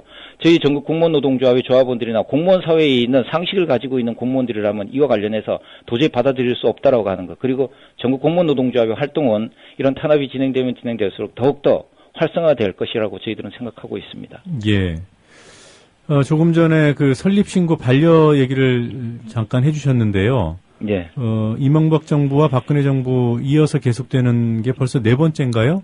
예, 그렇습니다. 네 번째입니다. 네, 뭐 지금 이 상황에서 내봐야 뭐 가능성이 있겠냐 이런 인식도 있을 수 있겠습니다만 그래도 설립 신고를 획득하기 위해서 또 노력을 하실 거죠? 그럼요. 지금 뭐 저희들은 노동조합으로서 활동을 해야 되고 노동조합으로 활동하기 위해서 설립 신고를 갖다 진행해야 되고 하는 그런 상황이죠. 지난번에 냈던 설립 신고가 정부하고 합의된 사항들을 갖다 진행했음에도 불구하고 약속을 갖다 정부가 이행하지 않았습니다. 저희들은 이와 관련해서 지금 이제 법적인 진행 상태에 있는 거고 이와 관련된 부분들을 또 지켜볼 것이고 박근혜 정부의 설립 신고 관련된 거는 노동조합의 기본이기 때문에 저희들은 뭐 설립과 관련된 부분들을 추진합니다. 그렇지만 이와 관련해서는 지금 법 체계라든가 이런 것들이 너무나 미비한 부분들이 많기 때문에 공무노조법이라든가 일반 노조법, 법 체계, 국제 기준에 맞는 수준으로의 노동조합과 활동을 보장하는 이런 문제 전체를 포함한 활동들을 병행해서 같이 함께 진행할 예정으로 있습니다. 네. 혹시 그 전술적인 차원에서요, 해고자를 조합원들 인정하는 조항을 내부적으로 좀 유보를 하고 설립신고를 관철시킬 그럴 의향은 없습니까? 해고자를 설립신고하는 과정에서 해고자를 내치고 설립신고를 하라고 하는 거는, 전 세계에서 대한민국밖에 없습니다. 그렇게 노동조합을 운영하라는 나라는 대한민국밖에 없습니다. 그리고 또 우리나라에서도 일반 노조법이라든가 보면은 해고자나 구직자의 그 노동조합 조합원의 자격들을 갖다가 폭넓게 일정 부분 인정하는 부분이 있습니다. 유독 전국 공무원 노동조합과 얼마 전에 노조 안임을 통보받은 정교조 이 두 군데만에 대해서만 노동조합의 해고자 문제를 갖다가 문제를 삼고 있는데 이것은 말도 안 되는 국제 규약, 내부적인 것, 그 다음에 우리 사회 통념 이런 데에도 전혀 맞지가 않습니다. 자기 조직을 위해서 공직 사회를 개혁하기 위해서 노력했던 사람들을 조합원에서 내치라고 하는 것, 그건 도저히 받아들일 수가 없는 것입니다. 예. 지금 말씀하신 대로 그 처지가 전교조하고 비슷해요, 지금. 그렇게 됐습니다. 법의 노조로 지금 계속 유지되고 있는 부분이나 또 이 대선 개입, 국가기관의 대선 개입의 일종의 물타기용으로 희생양으로 지목된 것이나 이 두 단체가 혹시 공동 대응에 나설 구체적인 계획을 가지고 계십니까? 아직까지는 구체적으로 논의를 안 해봤습니다. 그렇지만은 국감에서 정확하게 전국 공무원 노동조합과 정교조 조합원 14만 명과 6만 명 해서 20만 명이 조직적으로 개입했다라고 이렇게 국감에서 질의가 됐고 한 부분들이 있기 때문에 정교조가 또 저희가 법의 노조 올해는 10년을 넘는 법의 노조 생활을 해왔는데 이제 또 법의 노조의 통보를 받고 이런 상황에서 같이 함께 이 부분을 논의하고 또 해결할 부분이 있으면 같이 함께 노력하면서 해결해 나갈 것입니다. 예. 자, 이런 시각에 인터뷰 응해 주셔서 고맙습니다. 네, 감사합니다. 네, 지금까지 전국 공무원 노동조합 김중남 위원장이었습니다. 네, 에너그램이라는 기법을 이용해 정치 풍자를 시도하는 시사 에너그램 공갈입니다. 오늘 에너그램 상자 공갈통에 집어넣을 발언은 새누리당 원내 대변인 김태흠 의원의 말입니다. 들어보시겠습니다. 전공로와 공모하여 저지른 전대미문의 불법 선거에 대해 스스로 참회와 국민들에게 속죄하는 것이 우선입니다. 박근혜 대통령이 국정원 등 국가기관의 대선 개입에 대한 입장을 밝히면서 공무원 단체의 정치 중립을 언급한 바로 다음 날 새누리당이 국정감사장에서 또 당내 회의에서 기자들 앞에서 일제히 전국 공무원 노조 전공로를 지목하고 나섰습니다. 물타기의 극치라는 조롱이 나오지만 대통령과 여당 지도부가 근엄한 표정으로 한 말인데다 언론들이 그럴싸하게 포장을 해주고 또 앞으로 정말 수사까지 진행이 되면 속아 넘어가는 국민이 늘어날 수밖에 없습니다. 이런 노림수를 공갈통이 모를 리 없습니다. 새누리당 원내 대변인의 말을 공갈통에 넣고 음절들 순서를 바꿔보니 이런 문장이 만들어졌습니다. 확인해 보시겠습니다. 이것 참 공대 불려우와 법 전문 거미들 공모하에 저지른 죄에 대해 의회와 국민 스스로 속게 선전하는 노선입니다. 이것 참 공대 불려우와 법전문 거미들 공모하에 저지른 죄에 대해 의회와 국민 스스로 속게 선전하는 노선입니다. 여기 등장하는 공대 불려우 그리고 법을 전문으로 하는 거미들은 누구를 가리키는 말일까요?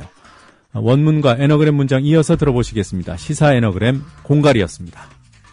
전공로와 공모하여 저지른 전대미문의 불법 선거에 대해 스스로 참회와 국민들에게 속죄하는 것이 우선입니다.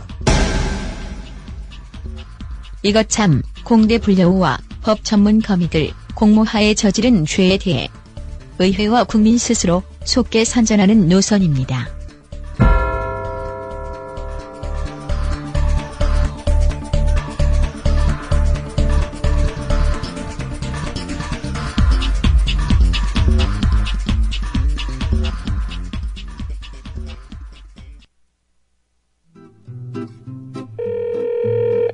조합원님 안녕하십니까. 여기는 대한민국 공정언론 미디어협동조합 국민TV입니다.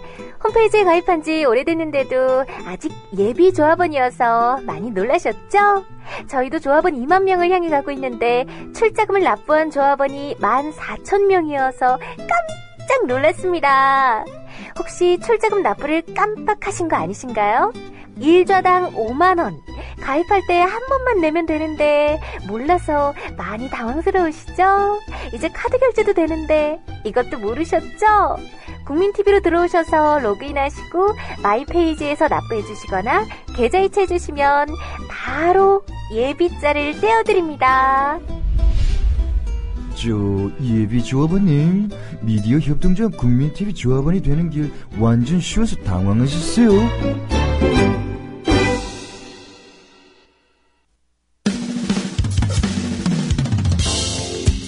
지금 여러분께서는 YTN 해직기자 노정면이 진행하는 국민TV 라디오 노정면의 뉴스바를 듣고 계십니다.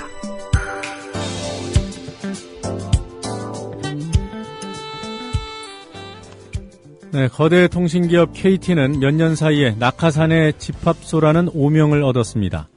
노조 탄압 문제와 각종 비리 의혹도 끊이지 않고 있습니다. 그러나 정작 이석채 회장 본인은 자신의 재임 4년이 혁신과 세계화의 시기였다고 자평했습니다. 물러날 이유가 없는데 정부 압박 속에 직원들을 보호하기 위해 아이를 버리는 어머니의 심정으로 사퇴를 결심했다는 이석채 회장. 그의 유체이탈 화법을 그에 관한 특종 보도들을 근거로 따져보도록 하겠습니다. 특종의 진수, 오늘은 미디어스 김한 기자를 전화로 만나보시겠습니다. 김 기자님 안녕하세요. 네, 안녕하세요. 네, 오늘은 순서를 좀 당겨서 댁에서 전화를 좀 부탁을 드렸습니다. 고맙습니다. 네네. 예. 네, 검찰 압수수색이 시작된 지 13일 만인 것 같은데요. KT 이석채 회장이 사의를 표명했군요. 네, 그렇습니다. 이석채 회장이 르완다에서 귀국한 직후인 3일 직원들에게 이메일을 통해서 사의 의사를 전달을 했습니다. 직원들의 고통을 더 이상 지켜볼 수 없어서 솔로몬 왕 앞에 어머니 심정으로 결단을 내렸다 이런 입장을 밝혔는데요. 그래서 그 의혹들이 해소될 수 있다면 본인 연봉도 숨김없이 공개하겠다 이런 얘기도 했습니다. 네, 이석채 회장이 이제 KT가 인류회계법인의 감사를 받고 있고 여러 가지 투명하고 혁신적인 회사로 거듭났다라고 이제 거듭 주장을 하고 있는데요. 그러면서도 본인의 연봉을 공개하겠다 이런 좀 약간 논리적으로 모순이 되고 충돌이 되는 얘기들을 사의 표명을 통해서 했습니다. 어쨌든 굉장히 전격적인 사의 표명이고요. 이후에 KT는 새로운 사장 임명 과정을 밟을 것 같습니다. 네, 그렇게 본인의 연봉을 공개하겠다는 거는 아직까지 연봉조차 공개를 안 했다는 얘기잖아요. 예, 그렇죠. 이석채 회장 연봉뿐만 아니라 낙하산들의 연봉이나, 네. 그다음에 이석채 회장의 항공비를 포함한 유지비가 얼마나 드는지 이런 부분들이 전혀 알려져 있지 않습니다. 네. 자, 과연 이석채 회장 얘기대로 그가 부당한 압박에 밀려서 직원들을 보호하기 위해서 살퇴하는 것인지 이와 관련된 특종 보도들 몇 건을 좀 살펴봄으로써 판단을 해보도록 하겠습니다. 어떤 네. 기사들이 있죠? 일단 이석채 회장이 현재 받고 있는 검찰 수사가 배임 혐의인데요. 참여연대랑 언론노조 등이 고발한 내용입니다. 이 배임 혐의의 경우에는 이제 미디어오늘의 단독 보도가 결정적이었습니다. 미디어오늘은 9월 3일자 보도를 통해서 KT의 사옥 27곳이 감정가보다 869억 낮게 매각됐다라는 사실을 처음 밝혔습니다. 예. 그 박장준 기자의 보도였는데요.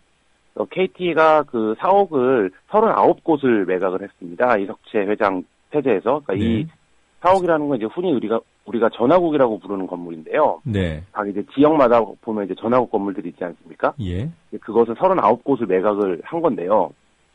KT가 전화를 비롯한 통신 업무를 주요하게 하는 사업자인데 전화국을 판다는 것도 좀 납득이 안 가는데 이 전화국 39곳 가운데 27곳을 AMC라는 특정 펀드에 판매했습니다. 근데 이 특정 펀드에 판매한 금액들이 대부분 시세가보다 낮은 75에서 76% 가격이었어요. 네. 그리고 더 이게 상식적으로 납득이 안 되는 것은 이렇게 매각을 한 이후에 이 건물에 장기 임차 계약을 맺었습니다. 거의 대부분의 건물에서. 그래서 10년이나 15년 정도 이 건물에 세를 두고 다시 건물을 쓰고 있는 상황이거든요. 아, 건물이 필요 없어서 판 것이 아니라 네네. 팔고 그렇죠. 그 건물을 다시 쓴다는 얘기예요? 빌려서? 네, 그렇죠. 그래서 이게 부동산 업계나 관계자들은 사실상 건물가, 그러니까 매각 금액을 임차료로 보장해주는 계약이다라고 보고 있습니다. 예. 문제는 이 건물들을 누가 샀는지의 여부인데요. 그 AMC 펀드는 이 건물을 2010년도에 거의 일괄적으로 매입을 한 후에 2011년도에 또 KT의 자회사로 편입이 됐습니다. 그래서 이제 기자들 사이에서 AMC 펀드의 실태나 이런 자료들을 KT에 계속 요구를 해왔는데 네. KT 쪽에서는 밝히지 않았던 상황이거든요. 네.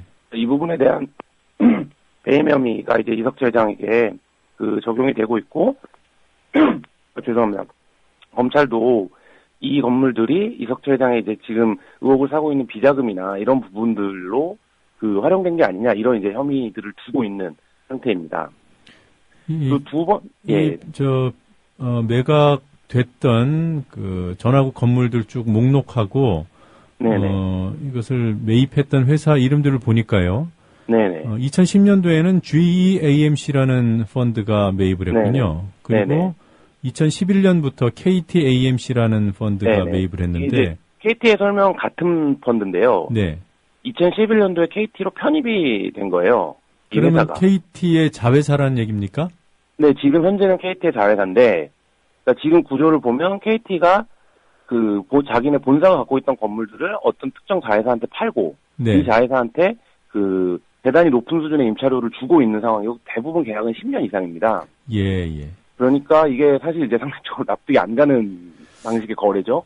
그런데 이게 만약에 KT의 자회사가 맞다면 적어도 네네. 그 KT라는 그룹 내에서는 뭐 네네. 부당 내부 거래나 또는 자회사 밀어주기가 될 수 있을지 몰라도 네네. 뭐 그런 자산 가치가 그룹을 이탈하는 건 아니지 않겠습니까? 그러니까 뭐 KT가 설명하고 있는 부분이 이제 그런 대목인데요. 그런 부분의 이제 논리적 방어인데 그렇다면 이제 이 AMC 펀드한테 건물을 애당초 왜 팔았느냐 이 네. 부분이 중요할 텐데요. 이제 뭐 일각에서는 이 건물들의 주인이 이미 정해져 있었다 이런 얘기들도 나오고 있습니다. 네. 그래서 이제 이 AMC라고 하는 펀드가 이제 말하자면 돈을 모아서 이제 투자를 하는 펀드인데 이 펀드들의 자금 출처나 이런 것들이 중요한 게 아니겠느냐.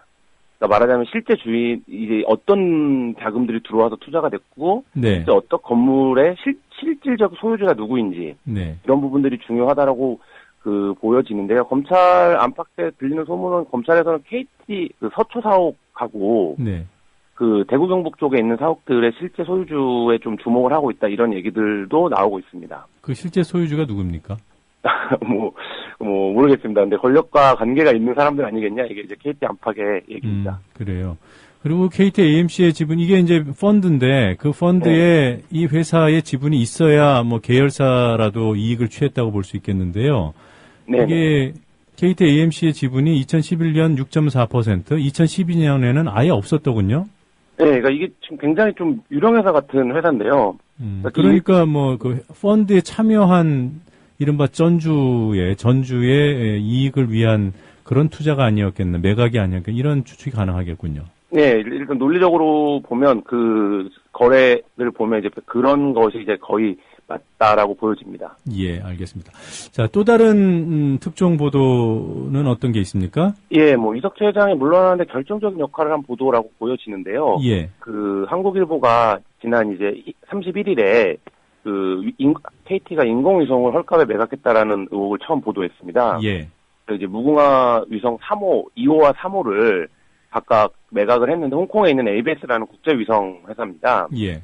그래서 그 2호를 40억 4천만 원에 매각을 했고 그 3호를 5억 3천만 원에 매각을 했다라는 사실을 이제 처음 보도를 했는데요. 네.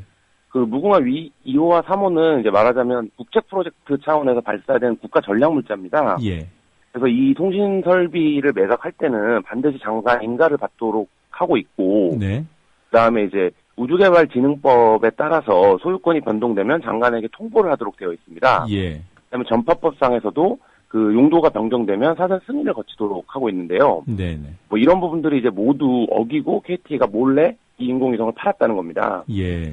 그래서 이제 미래부랑 산자부는 황당하다는 입장인데요. 근데 더 그거한 거는 KT가 이 위성을 판 이후에도 계속 이제 주파수라든지 이런 부분들에서 위성을 갖고 있는 것처럼 이제 정부에다가 신고를 해왔다는 겁니다. 한 사실을 숨겼군요. 네, 이게 위성의 판매가 2010년이에요. 네. 근데 KT가 2011년에도 주파수 허가를 받았습니다. 예. 근데 이제 정부 입장에서는 KT가 당연히 이제 그 위성을 갖고 있는 거니까 그 신고 자체가 그렇게 중요한 절차는 아니었는데요. 당시에는요, 2011년에는요. 네. 근데 만약에 KT가 2010년에 위성을 판매하고 2011년에 그렇게 아무렇지도 않은 것처럼 평상시처럼 주파수 그런 신고 절차를 밟았다면 KT 쪽이 정부를 속인 게 됩니다. 네. 이 건이 이석재 회장이 이제 르완다 출장 중에 발생한 폭로된 건인데요. 결국 이석재 회장이 물러나는데 결정적인 역할을 했다 이런 평가를 받고 있습니다. 네, 이게 10월 31일자 보도였군요. 네네 그렇습니다. 네. 사실관계를 다시 한번 정리를 해두면 수치가 많이 나와서 무궁화 2호는 2010년도에 40억 원에 팔았고요. 네네. 무궁화 3호기는 2011년도에 5억, 단돈 5억, 그야말로 아파트 값에 팔아넘겼네요. 그리고 네네, 2호, 3호, 인공위성 2기를 사들인 회사는 홍콩의 ABS라는 회사고요. 네네. 저는 사실 무궁화호 매각 이 얘기가 나와가지고요. 우리 일반인들도 마찬가지겠습니다만 어떻게 인공위성을 판다는 생각을 하겠습니까? 저는 노후한 열차를 팔았나 보다. 무궁화호. 네. 그런데 왜 KT지? 이런 생각을 잠깐 했었습니다. 이게 사실 이제 스케일 자체가 굉장히 황당한 사건인데요. 개발비가 어느 정도는 들었습니까? 개발비는 무궁화 2호 같은 경우에는 한 1,500억 정도 드는 걸로 알려져 있고요. 네. 무궁화 3호 같은 경우에는 3,000억을 상회하는 것으로 알려져 있습니다. 최소 4,500억이 들었던 것을? 예, 최소 4,500억 이상이 들었고요. 네. 그다음에 그 이후에 이제 제가 취재를 했던 내용인데 KT가 이 인공위성 논란이 난 다음에 이 위성에 쓸모가 없어서 사실상 용도 폐기된 것을 팔았다 이렇게 이제 해명을 했습니다. 네. 이 해명 자체가 이제 완전히 거짓말인데요. 무궁화 3호의 경우에는 지금 스카이라이프라고 하는 위성 방송사가 있습니다. 네. 이 스카이라이프의 백업 위성으로 여전히 사용이 되고 있습니다. 예. 스카이라이프가 무궁화 6호라고 하는 KT에서는 이제 원래 1호라고 부르는 위성을 주 위성으로 사용을 하고 있는데 네. 이 위성이 이제 어쨌든 기계 장치다 보니까 이상이 발생할 수 있지 않습니까? 예. 그렇기 때문에 이상 시에 쓰기 위해서 무궁화 3호에 CS기라고 부르는데요. 통신용 중계기가 이제 무궁화 3호에 36기가 탑재가 되어 있습니다. 네. 그 중에 12기를 KT가 현재 임대를 해서 확보를 해두고 있는 상태입니다. 근데 이 금액이 기가 막힌데요. 연간 최소 13억으로 알려져 있습니다. 예. 그러니까 5억에 이거를 매각을 하고 2011년 이후에 연간 13억씩 주고 이 위성을 임대 사용하고 또 이거 있는 상황인 거예요. 4억 매각하고 똑같네요. 예, 4억 매각하고 비슷하죠. 그래서 이게 참 납득이 안 가는 계약이고 더 충격적인 것은 이 무궁화 위성 개발에 참여했던 과학계 언론들에 따르면 KT가 이 관제소를 팔아먹었다는 겁니다. 네. 그래서 이 관제소를 팔아먹었다는 얘기는 뭐냐면 무궁화 3호의 경우에는 용인에서 관제를 하고요. 네. 그다음에 이후에 이제 관제소들은 진천이나 이런 쪽으로 옮겼는데 이 용인 관제소를 홍콩 ABS사에 팔았다는 겁니다. 그리고 KT가 이제 무궁화 3호의 매각 금액이 너무 형편없이 낮아서 논란이 되니까 별도 계약이 200억 규모가 있다라고 해명을 했습니다. 네. 그래서 저도 이제 KT에 그럼 별도 계약 내용을 보여달라고 얘기를 했는데 업무상 보여줄 수는 없다라고 이제 KT 쪽에 답변을 했는데 이 200억의 내용을 확인을 해보니까 이 관제소를 대리 관제해주는 금액이었던 거죠. 그러니까 관제소를 팔아먹은 돈이네요. 그렇죠. 예. 그 싸게 팔았다는 거를 해명하려고 내놨던 것이 도리어 관제소까지 팔아먹은 걸 자인한 꼴이 됐군요. 네, 그렇게 됐습니다. 그래서 그 용인에 있는 유재 관제소 같은 경우에는 이제 국가 주요 시설이고 전략 시설인데 네. 이곳에 이제 홍콩에 있는 외국인들이 들어와서 관제를 할 수는 없으니까 네. KT가 이곳을 계속 관제를 하면서 그쪽에 이제 일을 봐주고 있는 상황인 거죠. 그럼 관제소의 소유는 누굽니까? 관제소의 소유가 이제 뭐 정확하게 법적 소유나 이런 것들은 이제 따져봐야 될 텐데요. 네. 실제로 그 관제소의 역할은 무궁화 3호를 관제하는 것밖에 없습니다. 근데 이제 무궁화 3호를 이미 팔아넘긴 상황에서 그 관제소를 KT가 여전히 쓰고 있다는 건 네. 이제 과학계에서는 관제소를 팔아먹어 제도 몇 분한테 확인을 해봤는데 네. 관제소를 팔아먹었다라고 표현을 해도 되는 수준이다. 뭐 이렇게들 얘기들 하시더라고요. 아, 참 이거 뭐라고 해야 되나요? 이게 참 통이 크다고 해야 됩니까? 어떻게 인공위성을 팔아넘길 생각을 할까요? 과연 그것을 이명박 정부에서 몰랐을까 하는 생각이 듭니다. 이 회장이 뭐 대표적인 친이 인사 아니겠어요? 네네. 낙하산이고. 예. 그 취재한 바에 따르면 네. 그 KT가 이 인공위성을 팔면서 홍콩 ABS사랑 여러 차례 거래를 했는데요. 네. 이 홍콩 ABS사가 국제적인 인공위성 회사인 것은 맞습니다. 그래서 네. 뭐 그 지구를 이제 기반으로 해서 사업을 하는 회사인데 KT가 이 인공위성 무궁화 3호를 팔면서 한반도 전반에 대한 커버리지를 ABS사가 갖추게 됐거든요. 무궁화 3호는 일본도 이제 지역권을 둘 수 있는데 위성 사업에. 네. 그러고 나서 KT 쪽의 설명도 이제 그런 부분이었는데 국제적인 어떤 인공위성 사업에 참여를 하게 됐다는 겁니다. KT가. 예. 그래서 제가 이제 그 사업이 뭔가를 취재를 해봤는데요. 그 아프리카에 지금 ABS가 ABS 1, ABS 2라고 불리는 인공위성을 갖고 있습니다. 네. 그래서 아프리카를 권역으로 하는 인공위성을 ABS는 갖고 있는 거죠. 네네. 그래서 KT가 이 위성의 일정 공동 지분을 확보한 것으로 보입니다. 예. 그래서 이석채 회장이 이번에 르완다 출장을 갔다 왔는데 기자들사이에서 이제 그런 얘기들이 있었어요. 그 위성이 없는데 어떻게 르완다에서 그 통신 사업을 하냐. 네. 근데 KT 쪽에서 정확한 설명을 못했었는데 이 ABS사의 그 아프리카 위성을 말하자면 무궁화 3호 위성을 팔고 그 후에 지분 참여를 했거든요. 네. 그래서 그런 부분들이 연결이 되어 있다. 그러니까 무궁화 국내 핵심적인 인공위성인 3호를 ABS사에 싸게 넘기는 조건으로 네. 아프리카 위성에 참여한 것이 아닌가 이렇게 보여집니다. 예. 뭐 어찌됐든 간에 그 전략 물자인 위성을 아무리 그 수명이 다 했다 해도 그 뭐 수명이라는 것은 서류상의 수명 아니겠어요? 원전 같은 경우에도 수명 다 해도 지금 뭐 상당 기간 재연장해서 쓰지 않습니까? 네, 지금 이 무궁화 3호 같은 경우도 연료 수명과 연료 수명과 사용 수명으로 나뉘는데, 네. 뭐 사용 수명은 KT 주장대로라고 해도 뭐 처음에 이제 말씀하신 대로 서류상에 이 위성을 사용하는 기한을 정한 거니까요. 네.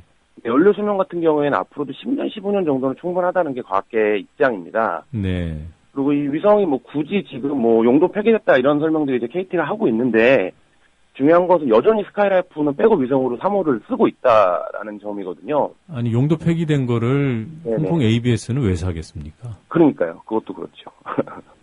아무튼 그러니까 이건 앞뒤가 맞지 않는 거짓말이죠. 예, 이 위성 매각을 둘러싸고 이석채 회장의 어떤 뭐라고 할까요? 뭐 개인적인 배임을 떠나서 국가적인 손실이고 또 이 과정에 정치권에서는 얽혀 있지 않는 것인지 뭐 단단히 살펴봐야 되겠군요. 네, 뭐 간단한 문제는 아닙니다. 예, 지금 방금 소개해 주신 그 무궁화 3호가 여전히 스카이라이프 백업 위성으로 사용되고 있다는 기사는 혹시 김한 기자 단독 보도 아닌가요? 네, 뭐 제가 썼습니다. 예, 본인 얘기라서 쑥스러워서 예. 말씀 못 하셨군요. 네. 자, 이 이석채 회장 체제 KT 이런 뭐 자산에 대한 헐값 매각 의혹뿐만 아니라 여러 가지 일이 있지 않았습니까? 한번 예, 좀 뭐 정리를 이석채 해봐 회장 주시죠. 예, 이석채 회장 체제 KT는 그 뭐 모든 기업 문제 집합소다 이렇게 표현을 해도 좋을 정도로 엄청난 일들이 많았는데요. 일단 노무관리 프로그램 CP라는 것을 도입을 했습니다. 예. 이게 간단히 얘기하면 취지가 뭐냐면 서로가 서로를 감시하는 시스템입니다. 그래서 회사 전체가 하나의 어떤 감시 체계가 되는 거고 이 감시 체계 속에서 누구라도 이제 말하자면 어떤 사람을 찍어낼 수 있는 체제가 이제 시작이 된 건데요. 예. 그 이후에 엄청나게 많은 불합리한 노무 관리들이 있었습니다. 그래서 뭐 사례로 보면 이제 다리가 불편하신 분을 전봇대 타는 걸로 배치를 한다든지 아니면 뭐 귀가 잘 안 들리시는 분을 무슨 콜센터 직원을 배치를 한다든지 뭐 이런 과정을 통해서 사실상 그만두게 만드는 거죠. 네. 그 본인이. 그다음 문제적 인사들하고 이제 회사에서 분류한 사람들을. 그래서 엄청나게 많은 노동 강도와 뭐 불합리한 노무 관리로 인해서 KT에서 엄청나게 많은 노동자들이 죽어나가고 있습니다. 네. 그래서 이제 KT 쪽에서 이제 노동조합을 하시는 분들은 한 마을에서 돼지만 한 17마리 죽어나가도 정부 차원에서 역학조사를 하는데 예. 이석채 회장 체제 KT에서 200명이 넘는 노동자가 죽었는데 이 정부가 가만히 있는다는 건 말이 안 된다. 네. 이런 얘기들도 하고 계세요. 뭐 그럴 정도로 KT가 이제 그 엄청나게 그 불합리한 반노동 기업이 됐고요. 네. 그다음에 잘 알려진 바지만 이제 친이계 낙하산들의 집합소입니다. KT에 뿌려진 낙하산의 숫자를 정확히 아는 사람이 없을 정도로 엄청나게 많은 낙하산들이 KT로 모여들었는데요. 뭐 구분을 해보면 뭐 이석채 집계를 포함해서 뭐 이명박계 박근혜계 그 YS 시절에 있었던 인사들, 뭐 오세훈 시장 관련 인사들 뭐 어마어마하게 많습니다. 예. 그래서 KT가 어쨌든 어떤 뭐 혁신적인 모델을 개발하거나 뭐 이런 타기보다는 정부의 보장 속에서 어떤 관계적인 사업을 하는 기업이기 때문에 예. 뭐 이런 것들이 다 이제 보험이 된다라고 판단을 했던 거죠. 네네. 그래서 뭐 친박계 원로들까지 최근에 뭐 끌어들일 정도로 엄청나게 이제 그 방만한 운영이 되고 있고요. 예. 그러다 보니까 이석채 회장 체제에서 최초로 월간 적자가 났습니다. 근데 KT가 아시겠지만 전화 산업을 거의 독점하고 있고 그다음에 그 통신시장에서도 보장된 사업 영역이 있기 때문에 사실 이제 적자를 내기 힘든 기업입니다. 예. 그래서 KT 내에서는 이제 100년 역사상 최초의 월간 적자다 이런 얘기도 하고 있는데요. 그러니까 뭐 경영이라든지 노무라든지 어쨌든 인사라든지 모든 면에서 그 이석채 회장 체제 KT가 좀 비정상적으로 운영이 되어 온 상황입니다. 예. 그 뭐 낙하산 집합소라는 말씀을 해주셨는데 MB 시절 청와대 대변인 지냈던 김은혜 씨요. 네네. 예, 이 양반도 여전히 KT에 있습니까? 예, 커뮤니케이션 본부장을 지내고 있고요. 뭐 외부에서 얘기하기로는 상무급 이상들 중에만 낙하산이 50명이다라는 얘기도 하고 있습니다. 네. 그러면 이 낙하산들의 연봉을 최소한 뭐 1억에서 2억으로 잡는다고 하면 이 낙하산들을 운영하는 데만 100억이 넘게 든다는 얘기인데요. 예. 뭐 이렇게 회사 그 지배구조를 짜놓고 뭐 회사가 잘 되기를 기대하는 좀 무리가 있는 수준이라고 할 정도로 엄청나게 문제가 있습니다. 예. 그리고 뭐 세계적인 사기 사건으로 평가되기도 하는 제주 7대 자유경관 선정 그 과정에도 KT가 적극적으로 네, 개입을 그렇죠. 했는데요. 예. 이때도 이석채 회장 시절인가요? 네, 이석채 회장 시절이고요. 그 건으로 인해서 그 내부에서 그 문제가 부당하지 않냐라고 고발했던 분은 해고까지 된 상황이에요. 네. 또 이제 미래부랑 방통에서는 KT가 거짓말한 게 맞다라고 이제 감사원까지 판결을 났는데 뭐 KT만 어쨌든 그게 지나간 일이니까 쉬쉬하고 있는 그런 상황입니다. 네. 4년 동안 이런 일이 빚어질 동안 언론은 도대체 뭘 한 겁니까? 이 KT 담당했던 기자들 진짜 할 말을 잃습니다. 출입처 제도 하에서 언론이 운영되고 있기 때문에 KT를 담당하는 기자들이 어느 언론사나 있어요. 그렇죠. 네. 모두 KT가 기자실도 꽤 잘 돼 있고 기업들 중에서는 잘 돼 있는 편인데요. KT는 그거를 뭐 기자들한테는 우리가 투명 경영을 하고 있다는 증거가 아니냐 이렇게 얘기를 하곤 하는데 말도 안 되는 얘기고요. 그 KT가 인공위성을 팔아먹었다는 사실을 보도한 방송이 SBS밖에 없습니다. 지상파 뉴스 가운데. MBC랑 KBS는 아예 이 엄청난 일을 보도조차 안 했어요. 뭐 그런 상황이고 KT가 엄청나게 많은 광고비를 또 집행하는 기업이잖아요. 네. 그리고 엄청나게 많은 대언론사 상대 그 홍보 임원과 그 뭐 상무들과 이런 관계적인 일만 하는 인사들이 굉장히 많습니다. 네. 그래서 뭐 거의 뭐 1인이 마크가 가능할 정도로 그 마크들을 하고 있는데 뭐 그런 상황에서 한국 사회에서 KT가 이렇게까지 망가지는데 모두 이제 언론이 일정 정도 공범 역할을 해온 것도 부정할 수 없는 사실인 것 같습니다. 예. 뭐 KT 올레 광고 보면은 매우 젊고 또 도회적이고 세련됐다는 이미지를 받습니다만 그 이면에 숨겨진 KT라는 기업 이석채 회장 체제의 KT는 그야말로 전근대적이고 뭐 비리와 의혹의 총본산이라고 해도 과언이 아니겠습니다. 네. 자, 이석채 회장이 사의를 표명하면서 한 말이 뭐 솔몬 왕 앞에서 어머니가 아이를 위해서 아이를 버리는 네, 거기에 비유하지 않았습니까? 스스로를? 네. 네. 혹시라도 뭐 이석재 회장이 비리 혐의는 비리 혐의대로 두고 그렇다고 해서 또 뭐 정부가 바뀌어서 정부가 외압을 행사하는 것을 그렇다고 두둔할 수만은 없는 거 아니겠어요? 찍어내기 수사는 아닌가요? 네, 뭐 그렇게 보는 시각들이 있고 KT 내부에서도 이제 강하게 그런 점들을 어필을 하고 있는데요. 예. 그래서 KT의 역사를 보면 5년 전에 남중수 사장이 물러나고 이석재 사장이 올 때도 똑같은 과정의 반복이 있었습니다. 예. 그런 차원에서 보면 정권 차원에서 뭐 이 수사를 그러니까 밀고 있다 뭐 이런 상황들 자체를 시각들 자체를 뭐 그렇지 않다라고 얘기하기는 어려운 상황인 것 같고요. 예. 그 검찰 안팎에서도 검찰이 오랫동안 준비는 해뒀는데 결국엔 필사인을 받고 움직이는 게 아니겠느냐 이런 얘기들도 나오고 있습니다. 네. 근데 이제 KT 문제를 고발했던 참여연대나 KT 뭐 새노조나 언론노조의 입장은 이게 어쨌든 정상과 비정상의 문제라는 겁니다. 네. 그간 누적된 이석재 체제의 악행들이 있고 그 명백한 범죄 사실들이 있는 상황에서 그 수사의 효과, 수사의 의지만 갖고 이걸 뭐 이석재 찍어내기다 이런 논리로 얘기할 수만은 없다. 뭐 이런 거고요. 그다음에 검찰의 수사 지금 자발적인 게 아니라 참여연대나 고발에 의한 것이거든요. 예. 뭐 그런 부분들에서 볼 때 뭐 이석재 회장 체제에서의 범죄적 문제들을 정리하는 것과 그다음에 그 이후에 이제 그 사장 선임 과정을 밟는 것은 좀 분리해서 봐야 되지 않냐. 이게 이제 시민사회와 KT 내부의 목소리고요. 네. 뭐 그럼에도 불구하고 이 수사가 KT라고 하는 엄청난 거대 기업에 대한 그 정권 차원의 압박, 뭐 이런 차원을 부인하기는 어려울 것 같은데 문제는 왜 그러냐는 겁니다. 근데 이게 이석재 회장 체제에서도 잘 드러났지만 KT가 연봉 1억 이상 자리를 100개 이상 만들 수 있는 기업이라고 흔히들 이제 농담을 합니다. 예. 그만큼 이제 낙하산을 뿌리고 그 공신들한테 자리를 나눠주게 좋은 회사라는 거죠.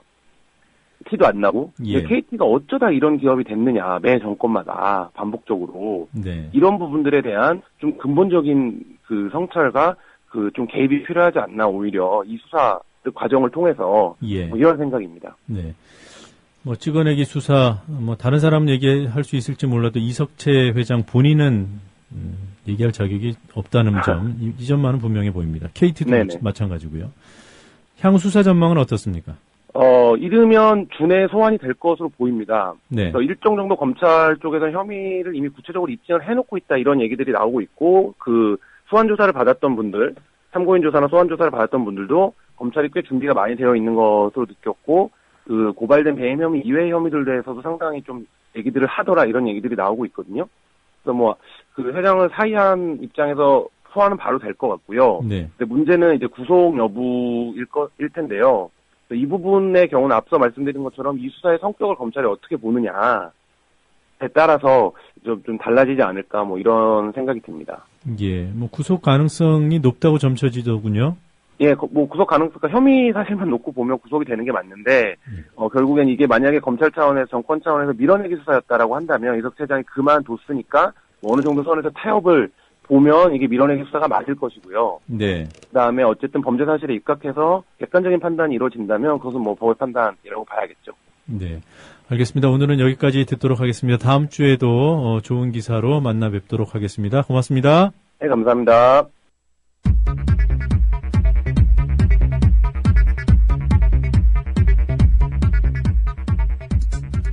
네, 주요 뉴스들 다시 한번 간추려 보겠습니다. 인공위성을 정부 승인 없이 외국 기업의 헐값에 매각한 혐의 등으로 검찰 수사를 받아온 이석재 KT 회장이 물러나기로 했습니다. 이 회장은 직원들이 받을 고통 때문에 아이를 버리는 어머니의 심정으로 사퇴를 결심했다고 밝혔고 언론도 이를 고육책 등의 표현으로 보도하고 있지만 비리 혐의를 받아온 낙하산 인사의 퇴진이라는 사실을 가리기는 어려워 보입니다. 서유럽 순방에 나선 박근혜 대통령이 프랑스 언론과의 인터뷰에서 북한 김정은 위원장과의 남북 정상회담 가능성을 언급한 데 대해 청와대가 원칙적인 답변이었다고 확대 해석을 경계했습니다. 박 대통령이 지난 5월 방미 때 미국 언론과의 인터뷰에서는 북한 지도자를 만나 무슨 효과가 있겠냐는 입장을 밝힌 바 있어 입장이 바뀐 것인지 인터뷰 때마다 별 의미 없이 답변을 달리한 것인지 궁금증을 자아내고 있습니다. 불교와 개신교의 교계 대표단과는 회동을 했던 박근혜 대통령이 천주교와의 회동은 일방적으로 취소했던 것으로 뒤늦게 확인돼 천주교 차별 논란이 예상됩니다.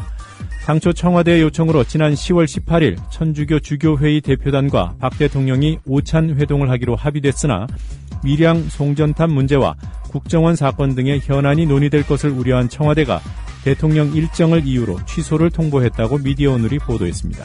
대선 개입 활동을 벌인 것으로 지목된 국군사이버사령부 현역 요원의 사진이 공개돼 논란이 일고 있습니다. 사진을 공개한 파워블로거 IM피터는 지난 대선에서 신분을 워킹맘으로 속인 채 적극적으로 활동해온 해당 요원이 사건이 불거진 최근까지도 반성의 기미가 없는 글을 올렸다며 공개 배경을 설명했습니다. 이 요원이 자신의 신분을 드러내 법적 대응에 나설지 주목됩니다. 감사원장과 보건복지부 장관의 이른바 항명 사태와 검찰총장 찍어내기 논란에 이어 기무사 사령관 조기 교체 파문으로 박근혜 정부의 인사 난맥상이 또 불거졌습니다. 지난달 25일 부임 6개월 만에 경질된 장경훈 전 기무사 사령관은 김관진 국방장관의 부적절한 인사를 청와대에 보고했다고 공개적으로 밝혀 장 전 사령관 경질 배경에 인사를 둘러싼 군 수뇌부 간 갈등설이 부상하고 있습니다. 5공초 간첩으로 몰려 16년간 억울한 옥살이를 한 제1동포 이모 씨 가족에 국가가 30억 원을 배상하라는 판결이 나왔습니다. 1979년 한국으로 건너와 신혼생활을 하던 이 씨는 30대 초반이던 1980년 보안사에 체포돼 1996년까지 복역했으며 만삭인 상태로 함께 체포된 이 씨의 아내는 보안사에서 출산을 하기도 했습니다. 이 씨 부부는 2007년 국방부 과거사 진상규명위원회의 규명활동과 2011년 재심에서 무죄가 선고됨에 따라 피해보상 청구 소송을 벌여왔습니다. 간추린 뉴스였습니다.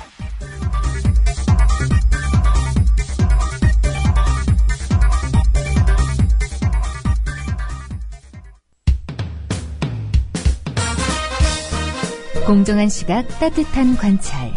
YTN 해직 기자 노종면의 뉴스바. 이제는 초대석으로 함께합니다.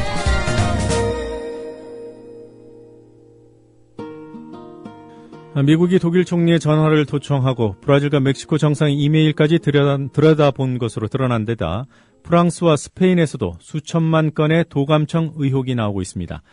한국이라고 안전했겠냐는 인식이 빠르게 확산되고 있습니다. 야당은 한국도 도청을 당했음을 기정사실화하고 있고 여당에서도 우리 정부의 소극적인 대응을 질타하는 목소리가 나오고 있습니다. 국회 외교통상위원회 민주당 우상호 의원 연결해 보겠습니다. 우상호 의원님 안녕하세요. 네네, 안녕하세요. 네. 자, 미 국가안보국 NSA로부터 도청당한 나라들 대부분이 미국의 동맹국이어서 충격이 더 큰 것 같습니다. 지금까지 밝혀진 도청 실태는 어느 정도인가요? 글쎄요, 그 범위와 이 양에 있어서 상당히 충격적일 정도로 대규모로 진행된 것으로 밝혀지고 있습니다. 이게 이제 NSA 요원이었던 그 스노든이라는 사람이 폭로하면서 이게 일파만파로 번지고 있는데요. 네. 일단 그 나라로 보면은 한 35개국 정상, 그 외국 정상들의 그 전화나 이메일이 도감청됐다는 것이고요. 네. 또 각 나라별로 수천만 건의 전화 내용들이 도청됐고 그 내용들이 지금 NSA 미국 정보국에 말하자면 다 보관돼 있다 이런 것이죠. 그렇기 때문에 전체적으로 우방국들은 상당히 반발하고 있는 것이죠. 그러면서 네. 동맹 관계에서 우방국 간의 도감청은 신뢰를 훼손시킨 그런 행위다 이런 이제 비난들이 쏟아지고 있는 것입니다. 예. 우리나라도 도청을 당했다고 보시는 거죠? 그렇죠. 이제 예를 들어 뭐 독일이나 스페인, 프랑스 같은 나라를 도청했다고 하는데 네. 그 35개국 안에 우리가 포함되어 있지 않겠냐 하는 것이 이제 일반적인 그 분석이고요. 네. 특히 최근에는 지난 7월에 우리나라 그 주미 한국 대사관이 도청됐다 이런 내용이 역시 스노든에 의해서 폭로된 이후에 네. 최근에 우리 조태영 외교부 대변인의 논평을 성명을 보면 미국 측에서 이런 형태의 정보 활동을 재검토하겠다 이렇게 네. 밝혀왔다고 하는 걸 보면 이것은 적어도 대사관 도청은 시인한 것으로 그렇게 저희는 보고 있습니다. 네. 지금까지 우리 정부 대응에는 어떤 문제가 있었던 겁니까? 지금 이제 이게 두 단계로 나눠서 본다면요. 우리나라에 대해서는 이제 주미 대사관 그 도청 문제가 나왔을 때 우리 정부가 이 문제에 대해서 항의 한번 못하고 그냥 확인하고 있다 이렇게만 넘어간 것도 제가 볼 때는 상당히 주권 국가로서 부끄러운 일이고요. 예. 최근에 35개국 정상이 도청당했다 이런 폭로가 있는데 거듭 확인을 요청했을 때에 아직 우리나라라고 공식적으로 거명된 게 없기 때문에 우리로서는 이 문제에 대응할 수 없다. 이런 태도들이 네. 독일이나 프랑스 등 그 인근 유방국들이 미국에 대해서 강력하게 항의하고 심지어는 오바마 대통령한테 직접 전화해서 항의하고 있지 않습니까? 예. 이런 일련의 활동에 비해서 우리나라는 너무 저자세다. 이런 평가를 받고 있고요. 특히 그 주미대사관 도청 문제에 대해서 제가 여러 번 확인했을 때 미국 반응이 한국 측의 항의를 이해한다. 예. 수준에서 반응했다. 이렇게 밝힌 것은 우리 국민들이 볼 때 상당히 굴욕적인 것이죠. 했다 안 했다 이렇게 확인해주지 않고 이해한다는 식으로 접근한 것에 대해서 아무런 문제인식 없이 그대로 소개만 하는 그런 외교부의 모습은 상당히 그 실망스러운 모습이었습니다. 예. 그리고 뭐 그 정보활동 재검토하겠다 이런 반응도 우리 정부가 확인을 요청한 데 대한 미국 정부의 그 답변이었던 거죠. 그러니까 이제 이렇게 보고 있습니다. 사실은 아마 초기에 우리가 문제 제기해서 네. 그쪽에서 온 답변에 이런 한국 측의 입장을 이해한다. 그리고 앞으로 이런 식의 정보 활동을 재검토하겠다. 이렇게 한꺼번에 밝혀온 것으로 저는 분석하고 있어요. 그런데 이런 정보 활동을 재검토하겠다는 말은 딱 빼놓고 네. 이해한다는 말만 공개한 겁니다. 그런데 이제 국내 언론과 국민들의 반응이 안 좋았지 않습니까? 예. 이게 무슨 태도냐? 예. 그렇게 항의하니까 우리 외교부 대변인이 다시 밝힌 것에 이 내용이 들어가 있거든요. 그렇게 보면 미국이 두 번에 걸쳐서 따로따로 입장을 발표했을 가능성은 낮다고 보고요. 네. 그러면서 우리 측 외교부가 이런 식의 정보 활동을 재검토하겠다고 하는 그 표현은 숨긴 게 아닌가 저는 그렇게 의심하고 있습니다. 그런 면에서 본다면 오히려 우리 외교부가 미국 측의 반응을 오히려 숨겨준 미국 측의 시인을 숨겨준 그런 꼴이 아니냐 예. 저는 그렇게 의혹을 제기하는 것이죠. 그런 면에서 우리 외교부가 왜 이렇게 저자세인가 예. 하는 점에서 저는 상당히 불만이 있습니다. 네, 뭐 대화의 논리 맥락을 살펴보면 이런 정보활동 재검토하겠다 이거는 시인인데요. 그건 뭐 100% 시인이죠. 왜냐하면 오바마 대통령이 이제 외국 정상들이 항의 전화했을 때 네. 재검토하겠다는 말을 했어요.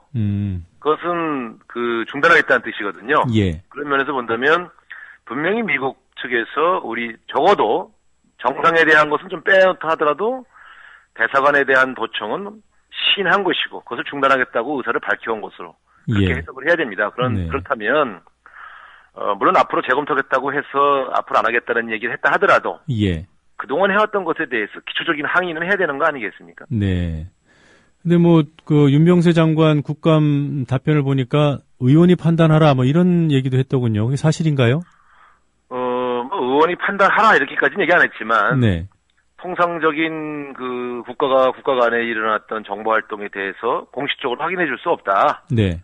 는 얘기니까. 근데 이제 그 표현 와중에 약간 오해를 살 만한 표현이 일부 섞여 있었는데 무슨 답변 과정에서 좀 실수하신 것 같아요. 물론 네. 외교부 장관으로서 미국과의 관계를 고려해서 신중하게 답변하는 것은 이해하지만 네. 적어도 우리나라 주권에 관한 문제인데 예. 이런 문제를 마치 무슨 양국 간에 공유해야 할 비밀 정보를 공개해서는 안 되는 기밀인 것처럼 얘기한 것은 예. 저는 상당히 문제가 있다고 봅니다. 네.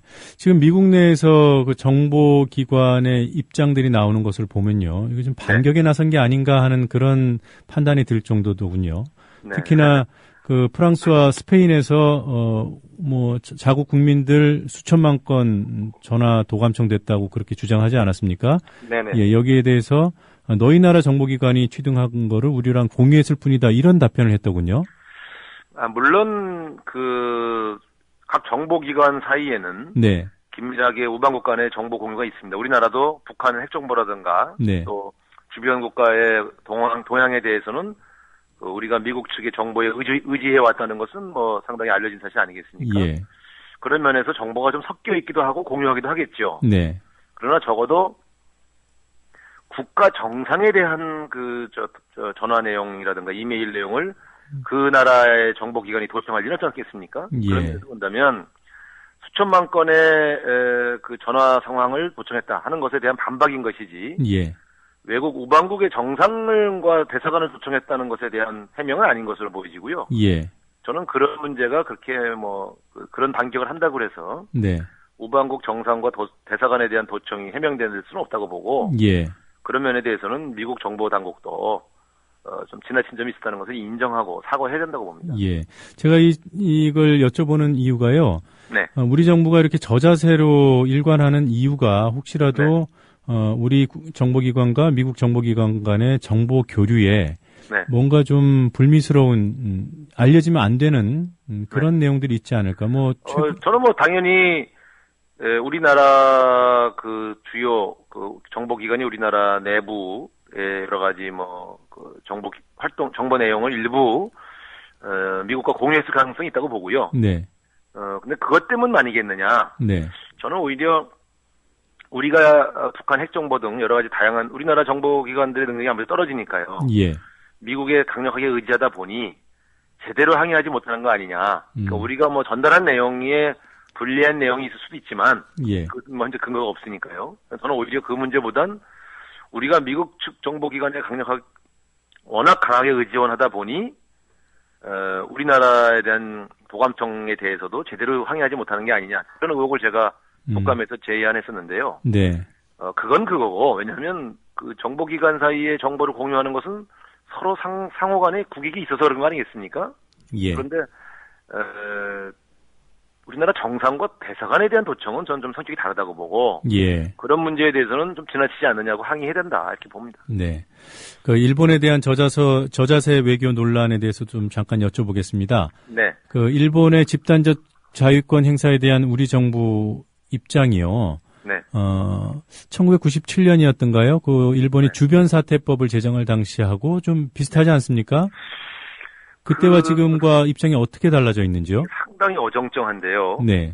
주변사태법 당시만 하더라도 상당히 우리 정부가 단호하게 대응을 했어요. 네. 그나마 뭐냐면 이런 겁니다. 일본은 그동안 미국에게 군 기지, 오키나와 쪽에 군 기지를 제공해 왔죠. 예. 그러나 독자적인 군사 활동은 해오지 않았습니다. 헌법에 위배된다고 해서. 네. 그런데 97년도를 기점으로 독자적인 군사 활동이 일부 이제 용인되기 시작을 하죠. 미국도 네. 그것을 부추기고. 네. 그래서 이때 문제가 된 건 한국에서 만약에 유사 상황이 발생했을 때에 일본 사람들을 데려가기 위한 군대 파병은 하겠다. 네. 이런 식의 검토가 있었거든요. 예. 이것에 대해서 우리나라의 승인 없이는 니네 나라의 민간인을 보호하기 위한 목적이라 하더라도 군이 우리나라 한반도에 상륙할 수 없다. 이렇게 분명히 못을 박았거든요. 네. 근데 지금 이 집단적 자위권 문제는 이 연장선에 있는 겁니다. 그래서 이 문제를 지금은 오히려 더 입장이 후퇴했어요. 네.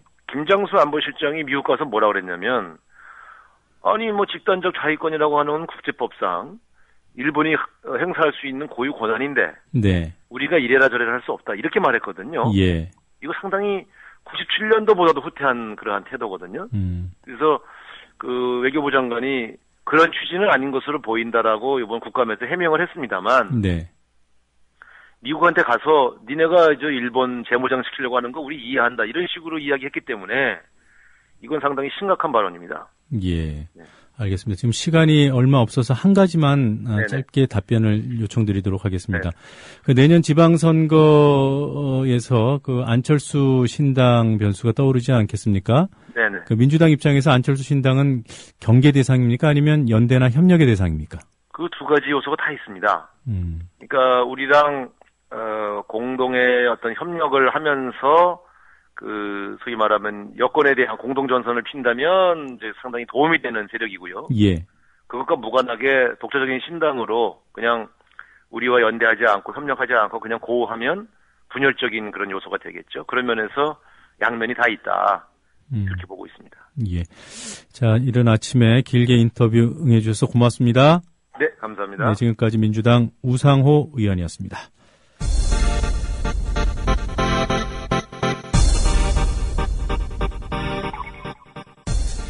네, 오늘 퀴즈 채널 A의 승인 과정에서 의혹이 제기되고 있습니다. 채널 A에 출자한 저축은행이 아닌 것을 골라달라는 퀴즈였습니다. 다소 좀 어려운 문제여서 힌트를 드렸죠. 솔로몬 같은 지혜가 요구된다고 말씀을 드렸습니다. 정답은 4번 솔로몬 저축은행이었습니다. 네, 뉴스바 11월 4일 순서 마칠 시간입니다. 저는 내일 아침 7시에 다시 찾아오겠습니다. 뉴스바 바텐더 노정면이었습니다. 고맙습니다.